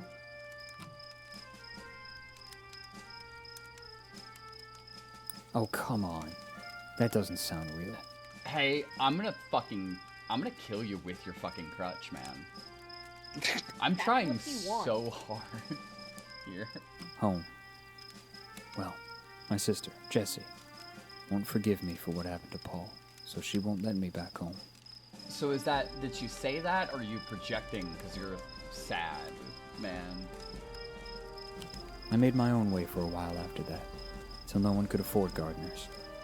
Who could stand to care for the land nowadays? God, man. So anyway, tell me a funny story? I Sound don't like you know a few have funny stories! This guy's whole shtick is to be the saddest fucker you've ever met, and then ask for funny stories in the hope that somebody will kill him around the campfire one day. Bro, every time we tell you something that's like as close to funny as we can get, you're just like, that's not real. That can't be true. Fuck off. At least make it realistic. Two brothers meeting for the first time in 30 years. Clickbait, bro. Why don't you tell me a funny story? Well, there were these Our two shootout brothers, one would. and then one of them got killed, and the other one doesn't have a leg. Listen, shootouts are funny. Tell them the bootlegger one. I don't know. Fuck it. Why not? That can't be real. We got one opening now. Oh, come on. I am going to kill him! Clay, hold me back. Hold me back. I'm gonna wrap my skeletal fucking joints around his neck. I'm telling you, he's doing suicide by proxy. Yeah, I think so. Is this what assisted suicide is? Cause God, I might somebody be against annoys it you to now. death until you kill them. Yeah. Authority? The law? Well, I had a thought once, in the trenches. You and I, all of us, have the right to the pursuit of happiness. I get it. Yes, it is in the Bill of Rights. Can't say I've held the Declaration myself, but does it say anything about having a right to achieve happiness? That pursue and achieve, yes, those are synonyms. Do you know who didn't have happiness? Paul. You know who the Do you know who the happiest man alive I knew was? Paul. Before he got clipped in the dome by 30-06. It wasn't a German rifle. No. It was his own exploding on him. Wait, was it a German rifle? We saw a scary German soldier on a Yeah, horse. hold on here, buddy. I got ya. I've got to go. I'm headed up the road Chase this that way. guy. Will our Did paths you say cross? German? Ah! He just runs into the fucking wheat field behind him. He's basically going to Canada. Yeah, understandable, buddy. Have a good one. Days come and go and the terrors return. They'll never be able to pay back what they owe me, but I'll always keep at 'em. What about you? Is there something somebody owes you? Yes, but I'm not allowed to say because he'll take my bones this time if I do. Actually, this He also guy named fucking- Paul owes me some money. Matt Mason, Took the best. the Great War veteran.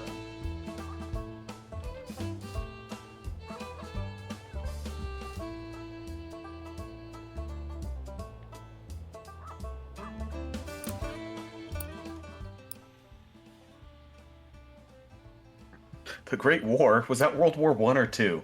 That's two. What? Or, sorry, one. One. Because they didn't have a one or two at that point. It was just This is the Great war to end all wars. Buddy, I got some 20 terrible years history. later. The mailman's They were uniform is wrong. dated and worn. He Turns sits out, on the edge of the the road, Germans were up to their shit head in again. hands. He This looks time up they as you added, approach. Can you genocide help? to the mix. Car clip me. Germans I in think my World War legs- One, yes, they were like Well, our main I appreciate opposition. it Not if you as could bad. deliver this World for War me. Two, though. He holds out a brown envelope. Yeah. You get World the War One, narrative, Germany was like, just it wasn't dragged that into it, and hot since they had the war. strongest military, it was like, take the blame. The letter's addressed to a James Gibson Sr., 120 J Street. But the city stymies you. Yes, pronounced The correctly. blocks run straight from I to K. You stop a man for directions, but he shakes his head and laughs. Someone's playing a joke on you. There's no J Street. I kind of want to keep looking. What are we feeling?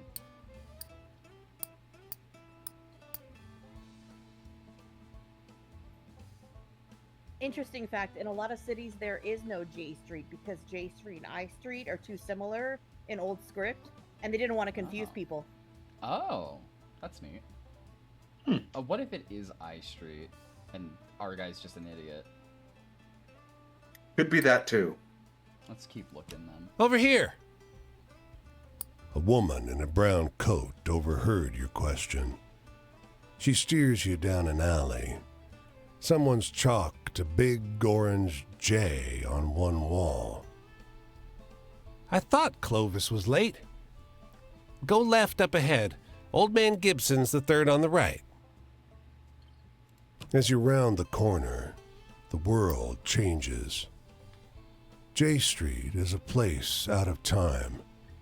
Like the city forgot an entire street a century ago and carried on around it, oblivious. Even the noise and bustle of D.C. can't penetrate this little pocket. The man who answers is ancient and stooped. He peers at the letter. I think it's from my son. I don't see so well anymore. Will you read it to me? You tear the letter open. It isn't good news.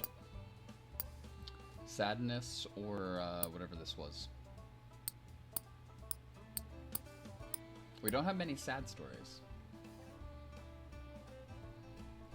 Hey, old man, I'm sorry. I need more sad stories. I'm going to ruin your life real quick.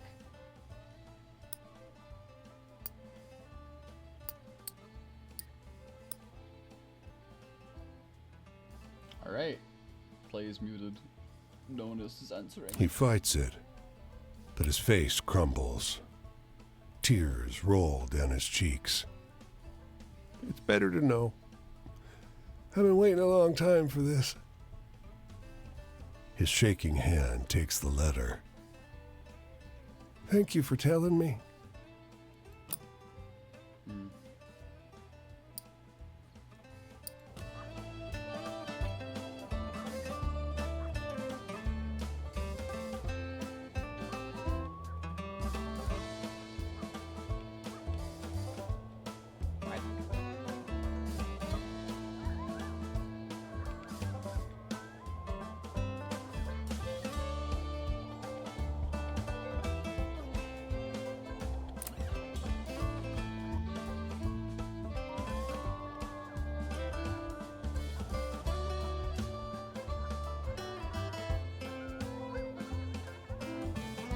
West Virginia.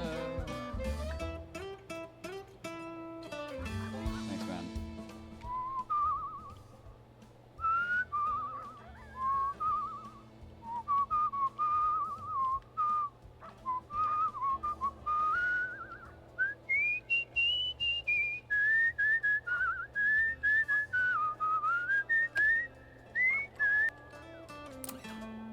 The man is the color of mill dust.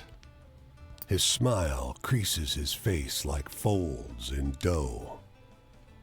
He gestures you inside the dilapidated structure and shouts over the sound of driving wheels. You're welcome to sleep here. You don't want to rest by the river. Not in the evening. Insects. The man shoves the broken door closed behind you. The mill is warm, and the air is heavy with the powder kicked up by your entrance. You realize how easy it would be to drift off on this pile of sacks to the loud but constant sound of the grinding wheels. We don't have many of those. Pain sears your spine. Why did you sleep at this ridiculous angle? Your back complains from being draped over the millstone. It's good the mill is totally abandoned. Its works long ago disconnected, or your legs would have been pulverized. The man is gone. Huh. This is not a place to linger.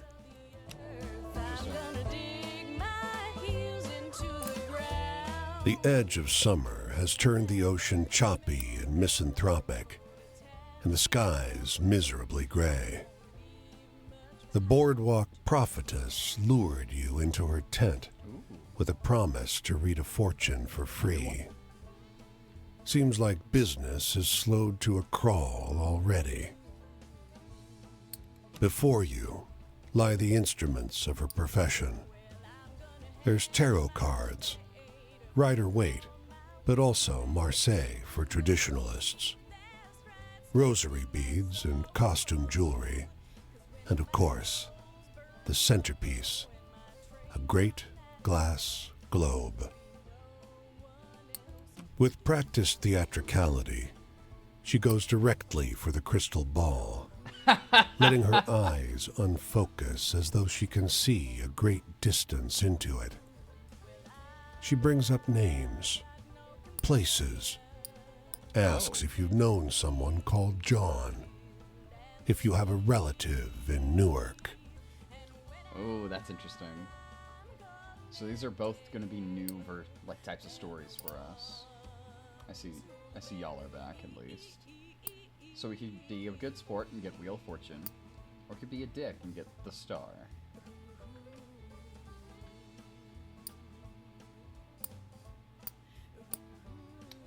I'm thinking she's just peddling, like she's just doing her job. So we could hear her out. Never mind, I am still alone. You latch on to what she says, and together you dance towards some insights about your romantic prospects. It's relieving to meet an honest charlatan instead of the ghouls and ghasts of the road.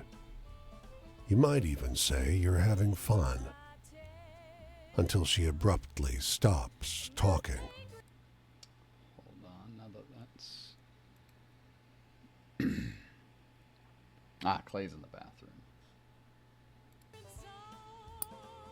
Your eyes, she says, her voice suddenly drained of the bassy drama that was her stock in trade. You've met him. You've seen him, too. Oh. You carry him with you. The words that come out of your mouth are not your own. They seem unwilling or unable to form properly out of a human throat. They're more like snarls, warning noises of a vicious animal. The glass globe shatters. Your vision is hazy, and your body is not your own. You came far to get away from me, the voice lodged inside you says. But this one has a way of wandering. The fortune teller has collapsed, cowering. Consider your debt to me repaid. Uh-oh. When you come to your senses, you're lying face down on the rough wood of the boardwalk, sore and weak. An empty patch of wood, cleaner than the surrounding planks, is all that remains of the fortune teller's tent. We just killed a woman. We got demons inside us. Yeah. The bar is crowded with people from every walk of life. Businessmen, young men in muddy overalls, and a crowd of girls in slinky dresses, preparing their blood alcohol content for a night on the town. But it's the squat, sharp-eyed man in a fedora who catches your attention. He launches into a wild story about the trickster who lures humans with magic stones. Hey, it's the little girl. Ruh-roh. Yeah. Ruh-roh. Halfway through, he stops, recognizing the look on your face. You know this one. You tell him the story about the girl with the strange stones. That's it. I think I like mine more. So that's why I'll keep telling it my way, he says. Let's get another round and do a competitive test on the other folks here, shall we? By the end of the night, the whole bar agrees. The new version is better. Might be because your new friend bought them all drinks.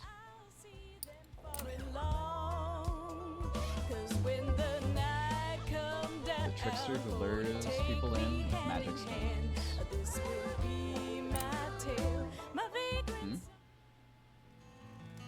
I thought I saw Richmond back behind us with Gary. The spooky Sorry, friend, but I gotta ask you not to get no closer unless I can see your hands at all times.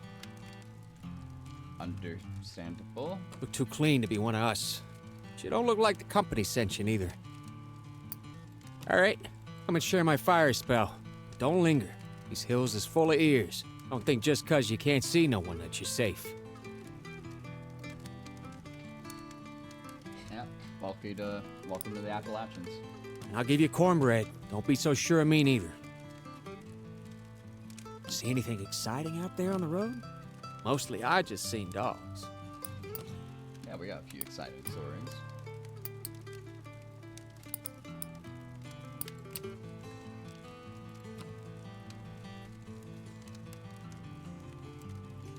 You'd be popular at mealtime where I'm from. You'd keep a whole crew glued, I bet. Authority? Bosses? You ain't worth nothing to them. You're like a pickaxe or coal cutter. Damn shovel. You break, you get replaced. It's almost like they're proud of that. Got any funny stories? Must have a couple. I'm so sorry, man. God damn it. I'm so sorry, man. Do you think gay people are funny? Probably not. I'd like to keep that in my pocket. We gotta find some funny stories, man. Yeah, God, Jesus.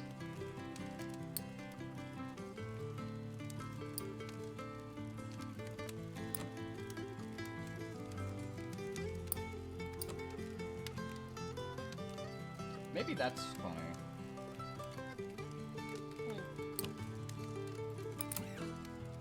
No. God, no. Yeah, no shit, he's the tower. You know what's really funny? My body being taken over and possibly having killed a woman. I think she booked it. I think she left. I think she left too.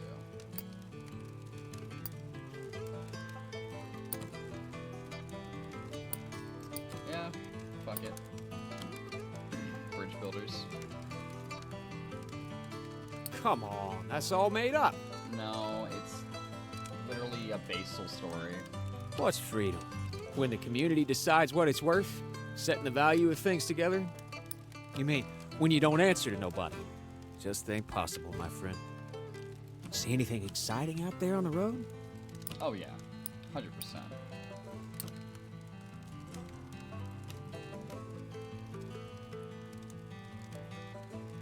Brings me back. There we go.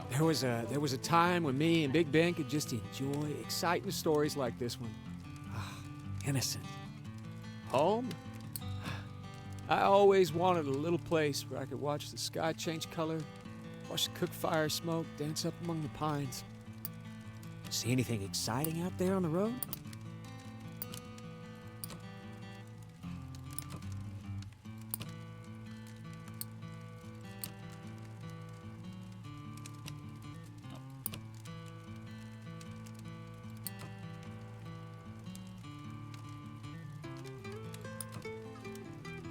I mean, we already got his eye full. We gotta tell this story at some point.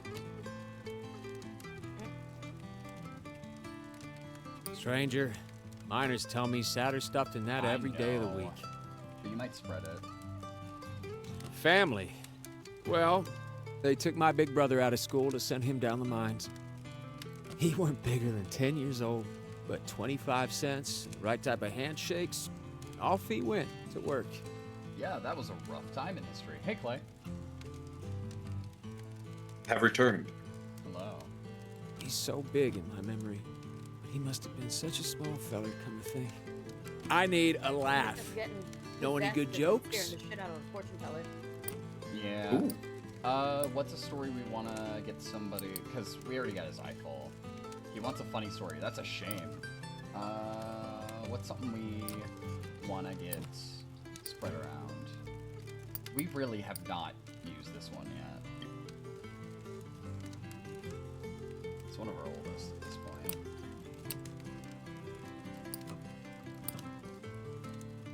Tell the story of Mason's life, that tragic bastard. Hey Mason, I have a story for you. You just like retell him a like fictionalized version of his story. The problem is like he believes there's somebody out there who's gone through the same shit he has, and he goes looking for them. You know, they didn't say Paul died. Maybe. Flint. Ow, what the fuck? Goblin. I am gonna probably throw this one at him and be like, hey, can you please tell this one to other people and get them to fucking spin it Come out of on, proportion? stranger. Oh, sure, I know sadness. Sometimes I get to thinking that just because you're right doesn't mean you ever get your rights. Times like that, I feel like all them cold flakes are just settling in me. Like I'm gonna become part of the mountain's guts, one way or another. And also, Clay, hello, welcome to my culture. Coal miners. Morning. I gotta get I grew up going. around a lot of coal Head miners. up that way. Won't be specific for my safety and yours.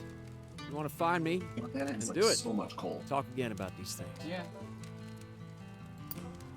But were any of y'all privy to union busters and child endangerment? Coal ain't got no country. I say, like y'all Worker didn't neither. have a very similar Worker ain't situation out Virginian, here in the West. Christian, white, colored, Irish, Polish, nothing. Yeah. A worker is a worker. And we all gotta work. If you're one of them, if you think I sound red, you best come out and say so. Get it over with. Nah, man, you're a real one. Met little Ben, the coal miner. See, Mason, why can't you be easy like Ben was? Yeah, sure, Ben asked for like 2 funny stories, but like the rest of them, we got them. Are we still lacking funny stories? Yes. Yes. God damn.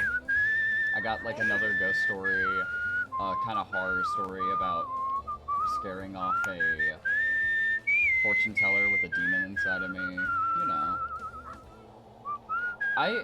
Honestly, I assume anything that's funny is gonna be like a yarn. Like it's been spun out of proportion.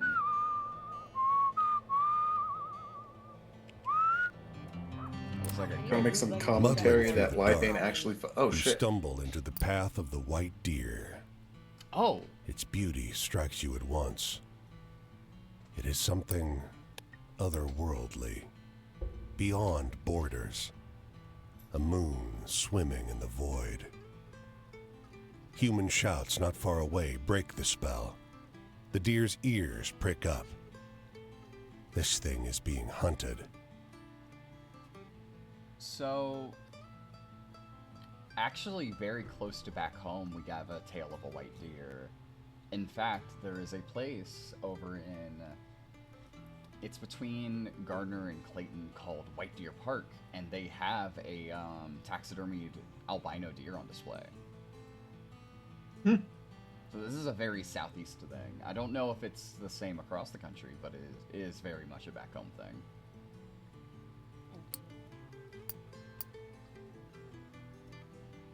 What do we want to do? Do we want to let it get shot or help the deer?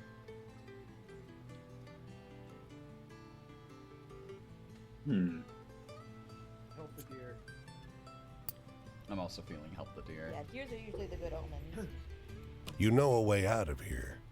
As the hunter's cries get louder, you approach the deer carefully, palms outstretched. Oh. As you grow close, your features become clearer in the light of the deer's aura. It bolts into the path of an oncoming train. We finally got a funny story. You know what's really funny? Whoops. Bambi's hysterical. Bambi is so fucking funny. when it happens on accident and it's a train instead of a gun.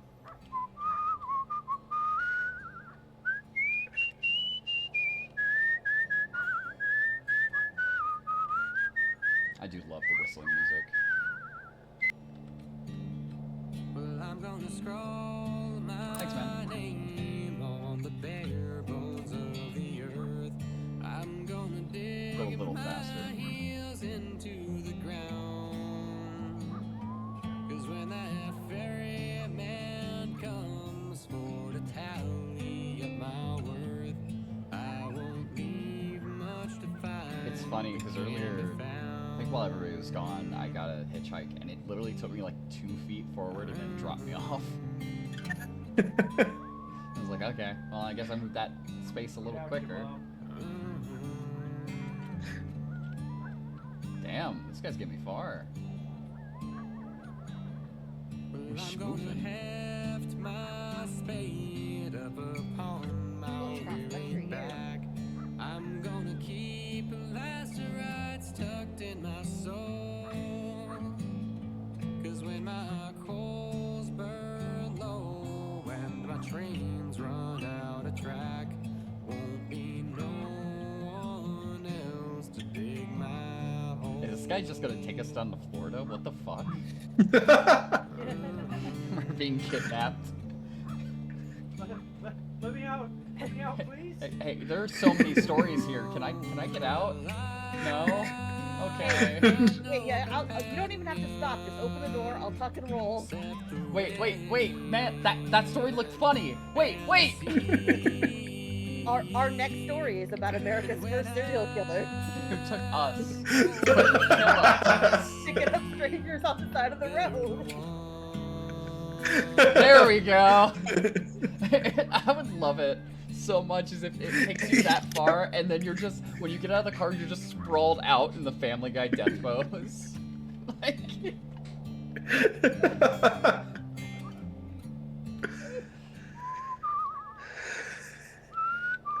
Hey, St. Petersburg. Wait, how fucking far did we go? Wait, hold on. Pull up the map. Yeah, hold on. Because Oh my god! we're in Florida. No way! I was like, hold on. So we're like destined to find funny stories here, right? We have to. We have to find Florida something. man. St. Petersburg got plenty of Florida men. Yeah, Florida man's always up to some shit.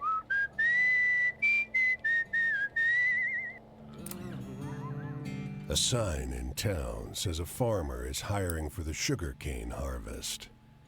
A bag-eyed man drives you and 10 hungry strangers out into the cane, where he leaves you. Everyone gets a hatchet, but no instruction. The foreman is missing for some reason. Nobody is sure what to do. Oh, great. A young man in a red jacket stuffs all the hatchets in his pack. "This is stupid," he says. "I'm leaving. You can get $5 for a nice axe like this." He marches off into the cane and others follow. "Don't!" a young woman shouts after them. "It's not right." Justice? Or a fucking red barrel exploding. Oh, that's the tower. Is that? Oh, that is the tower, isn't it? Shit. So justice or tragedy? Ooh, boy. Both of these would be really good stories, I'm sure. One of them would be a lot more exciting. But we don't have a justice story yet.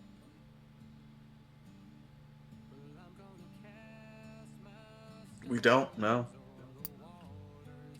The thief left some hatchets behind, so you and the 3 chumps left start chopping cane. It's brutal work.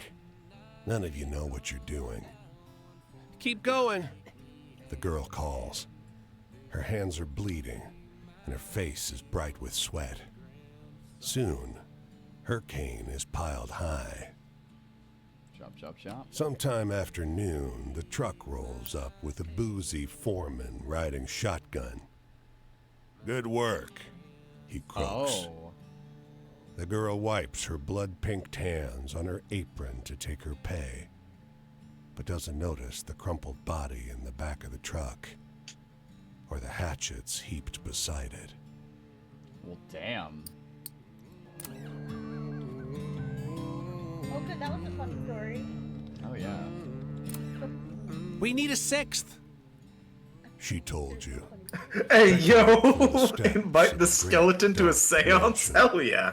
Oh, Just yo. like that, you found yourself sitting with strangers around a velvet-draped table. Her voice is reedy and high, modulated by the tight collar of her Victorian dress. Join hands, everyone. Your host keeps her eyes closed as she beseeches the spirits of the dead. But everyone else around the table lets one lingering, awkward glance bounce around between them. You sense they're just about done humoring her when it happens. A deep, nasty thump beneath the table. The whole table starts to shake, threatening to lift right off the ground. And then, the staid candle flames start flickering like mad, casting ghastly shadows on the walls. And then, a viciously cold wind cuts through the parlor like sharpened ice. Ooh. Okay. Okay. Keep Keep holding or holding. let go? Keep holding? That's what I was thinking, too. The damned candles are Is that a feeling we're dancing about to in get a choice midair for around type you of now, story? singeing a hair here and there off the coiffed heads of these well-heeled guests. You notice your host across the table has her eyes open wider than they should go. A rivulet of blood dripping from her nose. I mean, we gotta, right? Absolutely. When you come to your senses, sunrise has begun to creep in. The parlor is empty but for you and the woman in the old-fashioned dress, who slumped dejectedly over the table. He didn't show up. All that sound and fury, and no sign of his spirit. Where are the other 4 people? Ma'am? Ma'am? Hey, ma'am. 4 people. It was just you and me. Don't say that to me. Very, very fun. A yarn is fun. Let's see. Tiny little palm trees that nodded around. Yeah. This farmer's loitering beside a couple crates of berries, idly watching the clouds go by. Waiting for the pickup, he says, trying to make small talk. Hey, you want to hear a wild story? Start telling you about the magic stones which lured the Sky Woman's human children to dance across the earth. It takes a couple minutes, but suddenly you recognize it as the story about the trickster who lures humans with magic stones. Whoever told it to the farmer changed, well, a lot. But it's still pretty good. Oh, I can't remember, he says. I think I've known it for years, since I was a boy for sure. That can't be right. Oh. Oh, I think that's a direct intervention if we want to change it back to how it was. If I had to guess. So do we like the, trying to attract the sky god, or do we want to change it, I guess, back into a basal to get it, see if we get something else?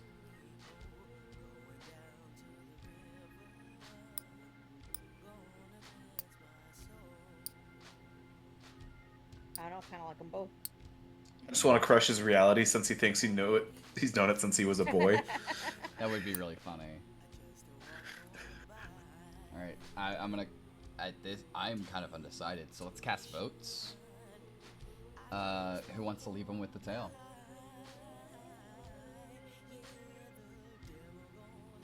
All right. I think Clay. I think I know what Clay's vote is, and that's already just one vote in the other direction. Yeah. Bullshit. His laughter rings down the rusty road. You're a good joker. I'll give you that. Oh, never mind. A fool I am. I was wrong. Hey, I Swamps. keep forgetting that the character whistling makes me go faster, and I keep thinking David's just whistling. I cannot. The funniest thing about that is I'm jealous because I cannot whistle. I like how carefully you went around like the swamp too. You didn't walk over the. The soldier sits in the dirt with his legs. Hey, are you straight Paul? out, like a child would sit. Oh yeah. Beneath the tattered fabric of his antique uniform, several open wounds fester in the hot sun. Lend a hand, traveler? So, this He said lend a hand traveler, but he's got no hand, it's been amputated. That's the funny joke. Yeah, we could help him for a son that I can't remember the name of, or do a tower. Get an old war story out of it. Ooh, there is a tower. Have we had a tower before? Yeah, we have like one or two. Oh, okay. We could get another one. I know we have plenty of sons at this point.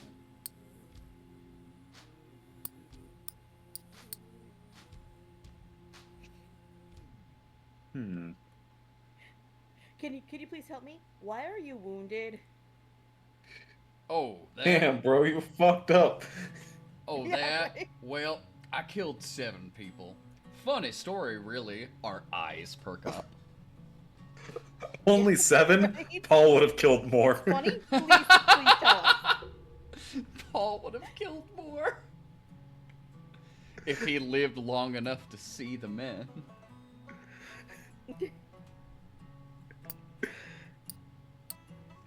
Ask about this. Ask about the wounds. I want this man's trauma. Well, it's a fair ambush. I'm the only survivor. Oh. Even killed the horses. Got him mad with what we pulled off in Lawrence.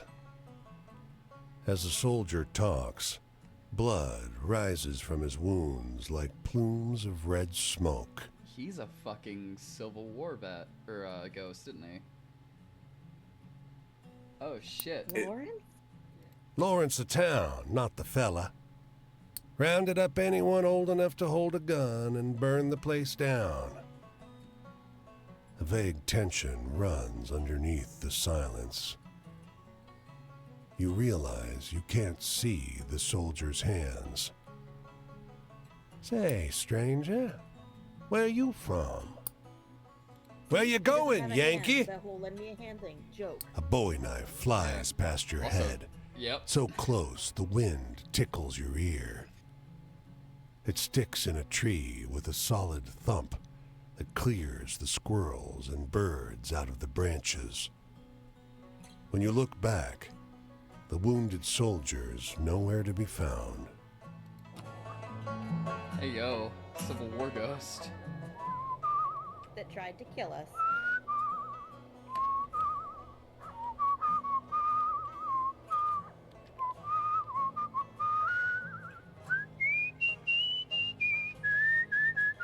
Tallahassee. Get some Tallahassee. stories out of Tallahassee. Yeah, we probably could.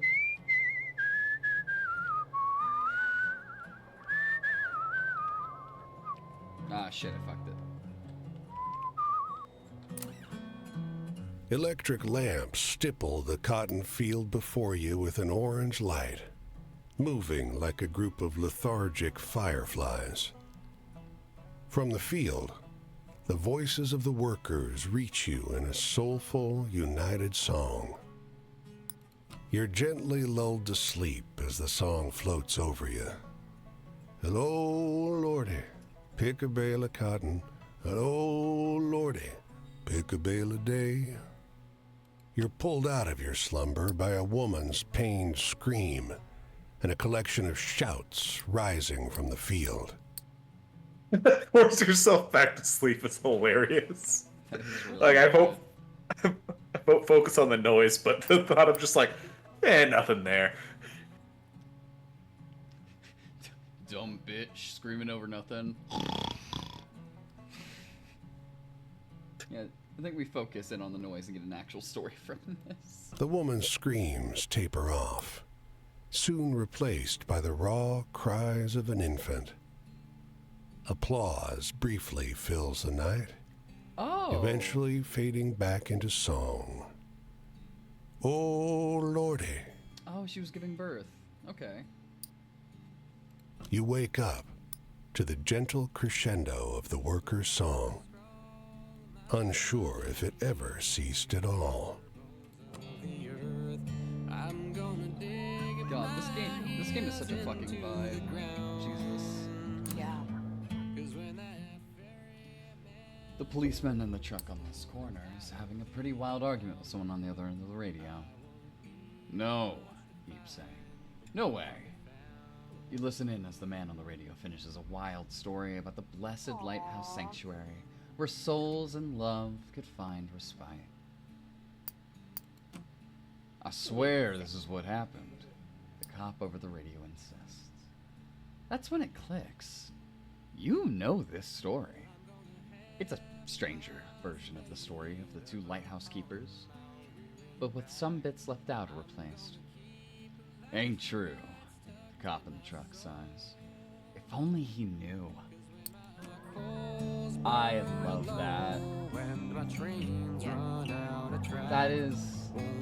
That is possibly one of the most wholesome renditions of a story changing. I like that. I kind of hope it doesn't change The beyond cave is really a man-made hole breaching into an earthen mound.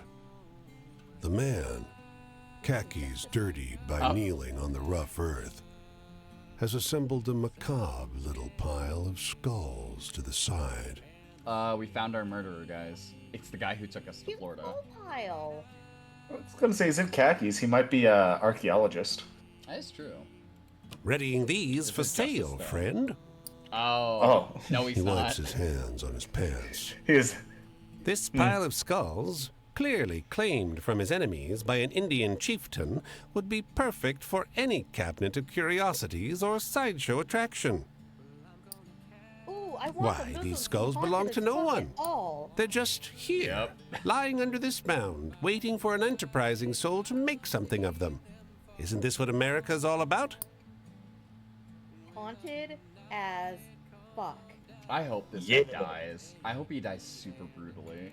Little sunlight reaches that deep in, but you can still see the skeletal remains, their heads carelessly removed, laying neatly in their excavated resting places, each one lovingly surrounded by stone effigies, earthenware, and copper plates in the shape of winged warriors.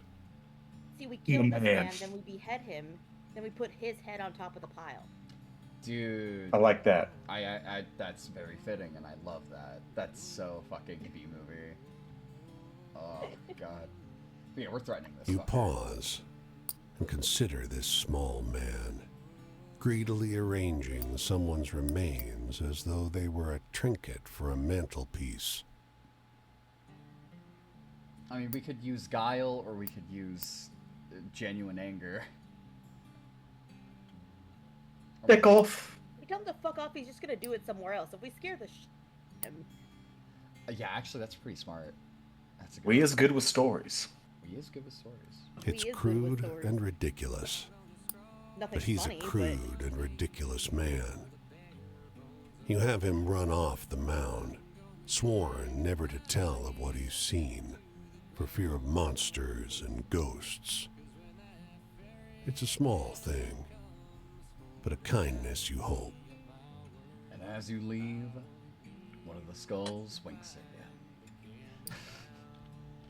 How do you do that without Cutting eyelids? his head off and adding it to the pile wasn't an option. I'm very sad about that. What's this? Oh, right back again. I'm getting a phone call. You're good.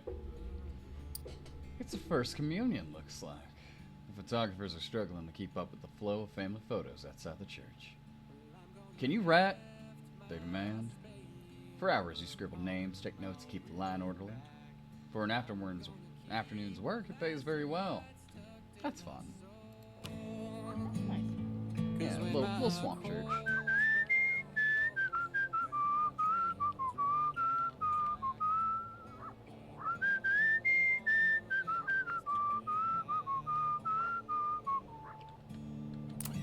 Do like the whistling. No birds. fence, gate, or sign marks the entrance to the cemetery.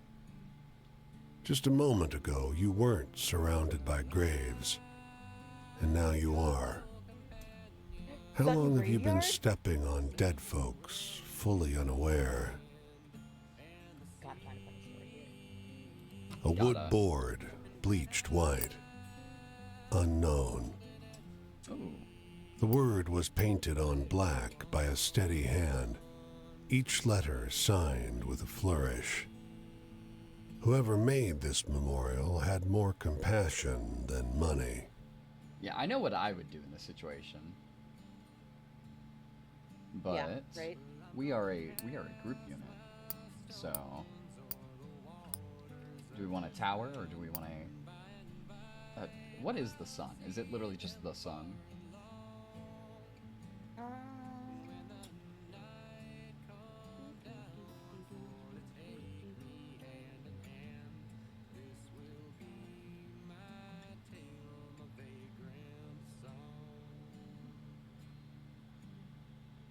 Yeah, it's just the sun. It's the past and memories.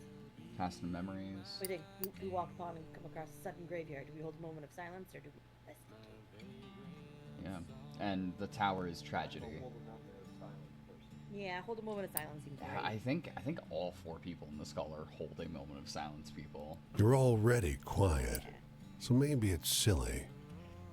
But you instill that silence with intent. What else could someone do? Be still. A sparrow calls. Seems birds don't have much respect for the dead. You notice the grave marker isn't dug into the ground, just propped up on a tree. Looks nicer now, but unmoored as these markers are, this grave in front of this tree, does this memorial even belong to it? You know what that makes me think of? It makes me think of, so, way back when, what slaves would do is they would build these sort of, well not build, they dig small graveyards, and because they would use scrap wood as grave markers, the markers would rot away. So there's like all these stories about people just stumbling upon this like stretch of grass in the woods, and they're like, huh, that's weird, there's a bunch of mounds in here. They dig up one and they find bones and like small like trinkets and whatnot, and it gets looked into and it turns out it's a bunch of slave graves. And it's very sad, but I like that we gave them just a moment of quiet. And the birds are allowed to be He sings as he works, his voice warm and soft as the late afternoon sun. The air's sweet with birds the are allowed to sing tang their of recently cut sugar cane. Somebody needs to hear There's them. a practiced, almost soothing Better than the precision to the way he works. He looks up and nods hello. Making molasses, he says to your unasked question. I sell the blackstripe in town. Farmers use it for feed. Bitter as hell. He grins. So this is a symbol we haven't gotten yet. And this is for rum, isn't okay, it? so actually that's the 2 of coins, and those are supposed to be the funny ones. Or they represent joy, not funny. But Yes! Finally! I mean, we could just ask to try although some. blackstrap rum is delicious. Oh, yeah. Ah, Got some set aside. He comes back with a murky flask, waving off any offer of payment. I ain't charging. Folks around here need what they can get. Makes a mean loaf of bread. He nods at the barrels. I'm about done filtering.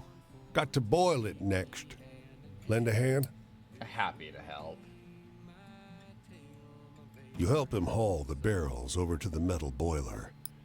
You pour in the juice and set the fire. It's hot work. He fetches water and dark bread, and you share the small meal and a smile. It's good to find another who takes joy in honest labor. That's fun. I like that. And yeah, no, molasses They're bread. They're not necessarily all funny, but I think your funny ones are probably gonna come from either way. Yeah, I think they're just ones that are built upon.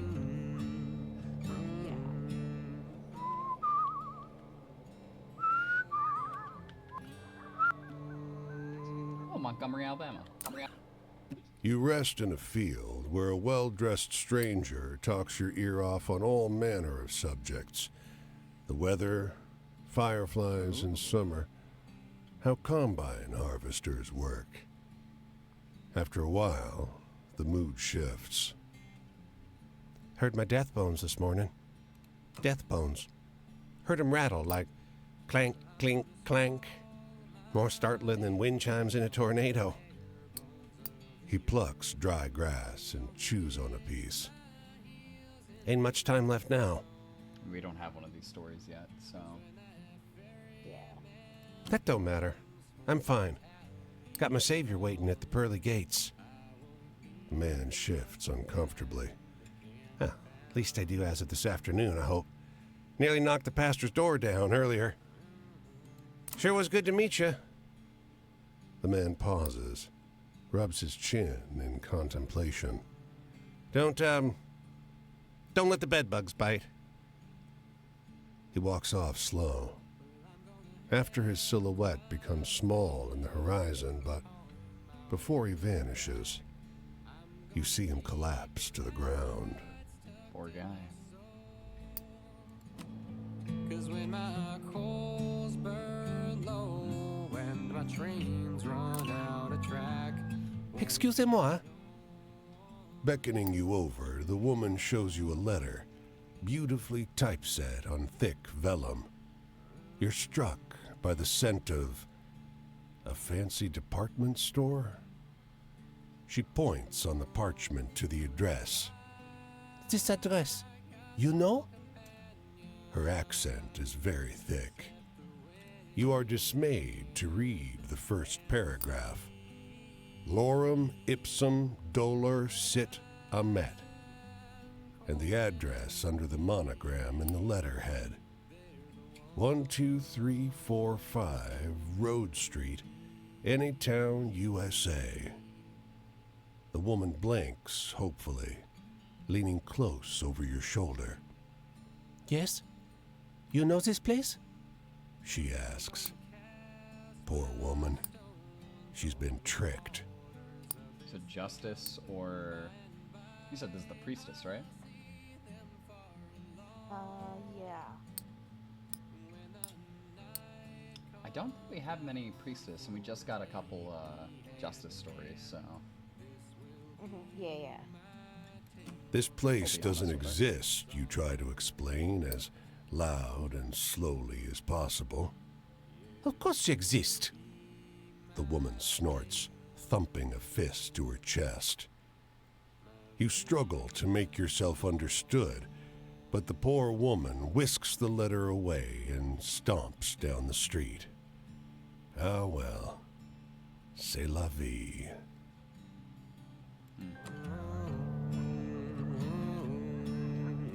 Let's try to find a campfire. Oh, there's one.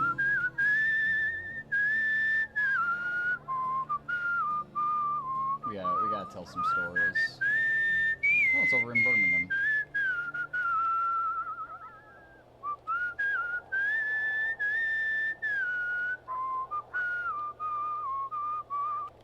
Ah, damn it.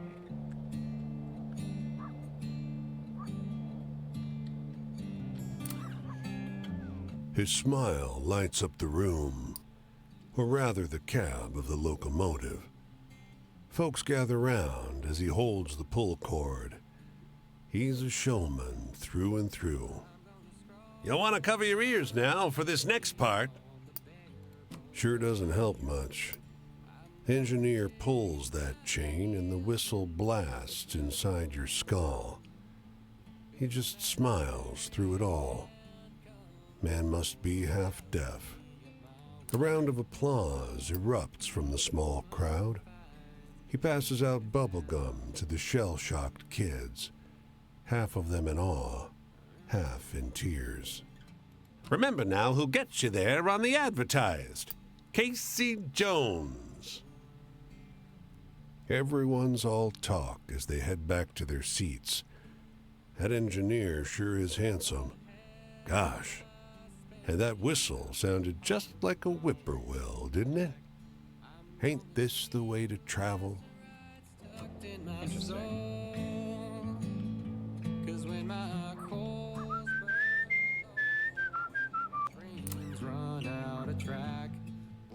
After gossiping for a while about the weather and the crops and the state of the world, all bad and getting worse, he takes a different tack. Feel like someone who lacks a good story, he wheezes. Try this one on for size. After loudly and repeatedly clearing his throat, he tells you the story of the ancient battle still raging on Boston streets. It sounds a lot like the story of the strange clamor on the streets of Boston, with some parts changed and other parts added. When he grins up at you at the conclusion of the tale, you give him the effusive praise he's apparently expecting. Ooh, excuse me. You have to remember that version, even if it's not quite what happened. It's a good story. That's a fun one, man.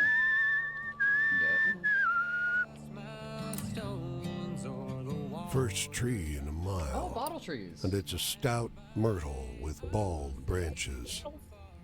No relief from the sun out here. Leaves would help.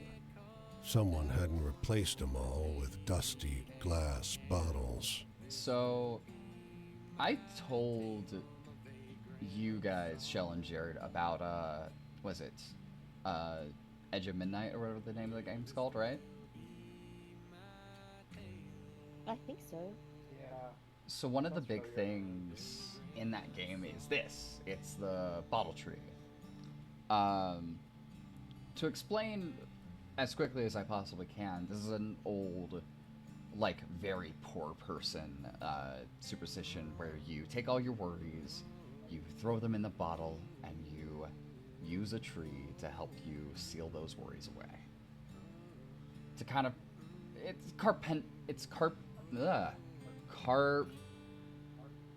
I can't remember how to pronounce that. Compartmentalizing? Compartmentalizing? Yes, thank you. Compartmentalizing. It's sort of just that. It's nothing crazy. It's an old, like, weird superstition. But it's... I mean, it's kind of the opposite of, like, tying wishes and prayers to a tree. Kind of, yeah. Like old pagan practices and whatnot. This one's just worries instead of hope. It might have evolved from that, honestly. From, like, old hoodoo traditions and whatnot as well. Mm-hmm. But it's very interesting, and it's something I hadn't heard of before Edge of Midnight. Or South of Midnight. It's called South of Midnight. You cool down in the shade. The breeze blows through the bottles, making a series of heavy, hollow sounds. You think about wind chimes and the smell of really fresh cool, the wind blowing pies through the on bottle. windowsills. The dense sound of many conversations cuts your nap short. There's no one around. Not until you look up at the bottles. They're filled with bright blue orbs, and words echo from them. None seem to notice your presence. So obviously... Can't get enough. That's awesome. Porcelain, chrome, the rusty ones. Gotta turn those sleek faucets. Ever find me in a hardware store, I'm gonna haunt it till the cows come home. Laughter rumbles inside neighboring bottles. That's fun. I love that.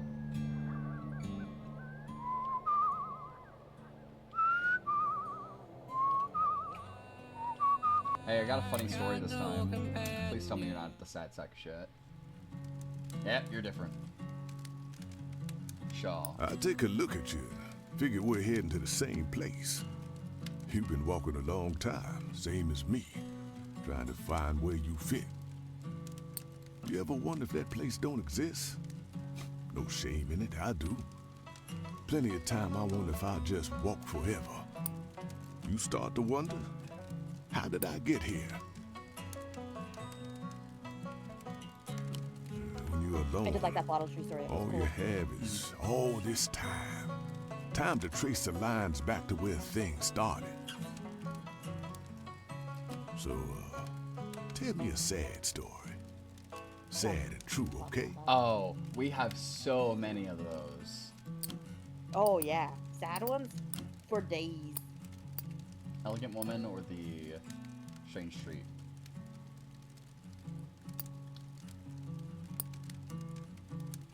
I mean, we could also tell them about Mason.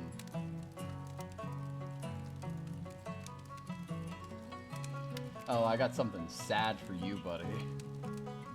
Oh god, yeah. Hey, there's this fucker out there named Mason. You should find that guy.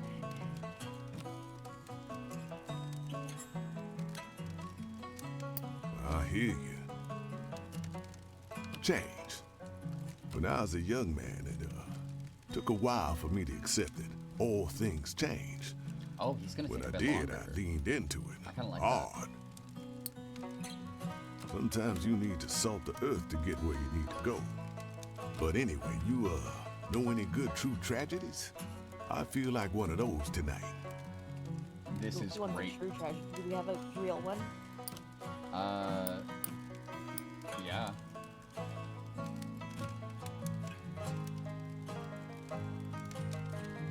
Body and soul.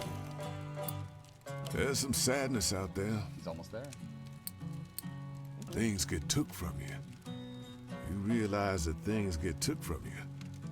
And you ain't never owned them in the first place. I like this guy, like his design. It's very much that it's that feel of like an old southeastern bard, if that makes any sense. Like Yeah. a straight up just traveling storyteller. It's very. Yep, and the one that knows how to spin a story. Oh yeah. Look this up later and tell me if I'm wrong, but I believe the feather in the cap thing is like, man, I want to say it's actually something I heard about once, where for people like this, it was used as a sort of way to denote how well known somebody was as that sort of archetype of a person. It Literally makes putting sense a that feather they'll in the add a cap. feather to your cap. Yeah, exactly. That's a dark place. So, We're in tell the me a South. sad story. We're in the Sad South, and so I'm true, just talking okay? about Southern things. But I just love this guy's like, just give me sad story after sad story. Be like, brother, got you. oh, here we go. I got you. Ugh. Body and soul. Family. The Sharecroppers Union told me they were like a family. You ever get in a firefight for your brothers and sisters? But anyway, you know any good true tragedies? I feel Damn, like one of man. those tonight. You're Just real sad in the mood feeling for of sad, sad. huh? I mean, it is pretty sad.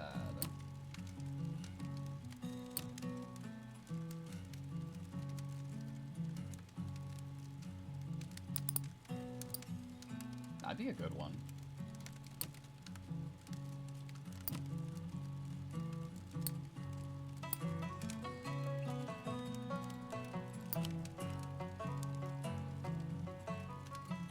Man, I don't know why this one specifically speaks to me so much. Not like in this situation. I don't want to use it. But I don't know why. There's like, it's like the joy of someone being brought into the world in such like just a shit place. Like a brief moment of joy. It's very nice. It fills my heart with some weird kind of happiness. Yeah. So I think depending on which of the tarot symbols you pick, that'll be what he talks about next. So like the last one he talked about family because he told him stories about family. Exactly.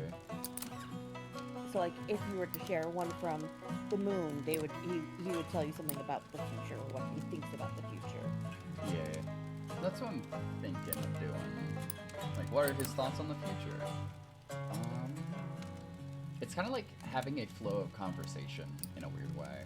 Oh, this one would actually be a really good one. Yeah, fuck it.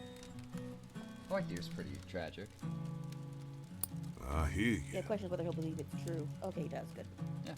I think as long as you fit the theme, they'll believe you, or they feed into it if it's the vibe they're going for.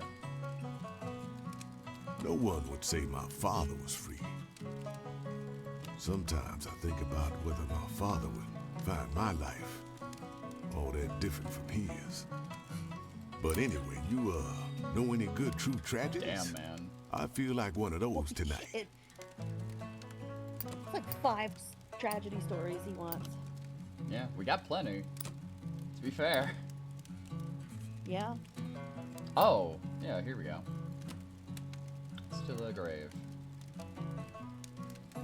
Body and soul. I think about the past sometimes. Yeah. I never wanted nothing but to be a farmer, to do honest work, get an honest wage. I ain't never gonna be a farmer now. Not much use to think about it. Here's the sun. I got to get going. Away. My route goes up this way, but I sure did enjoy talking to you. It's probably the kind of story you've heard a million times. Down on your luck, need work, take whatever you can get. How about you? Does my life sound familiar? Met Shaw, the sharecropper. Yeah. So, we've been going for a bit. I think this would be a good time to stop. Okay. Just because I know it's hitting about 10 o'clock for you guys. So... This is a good game, though. I like it. Yeah, it's fun. Yeah, we'll definitely have to revisit this at some point. This is great. I think Bailey will And the also... music's fantastic. Yeah, I think Bailey will also really like this. I think so, too. But... yeah. Have a good night, whoever's here. Oh, you too. Look, Leno said bye. Yeah, will do. All right. Love you, David. I'll see you tomorrow. Bye-bye.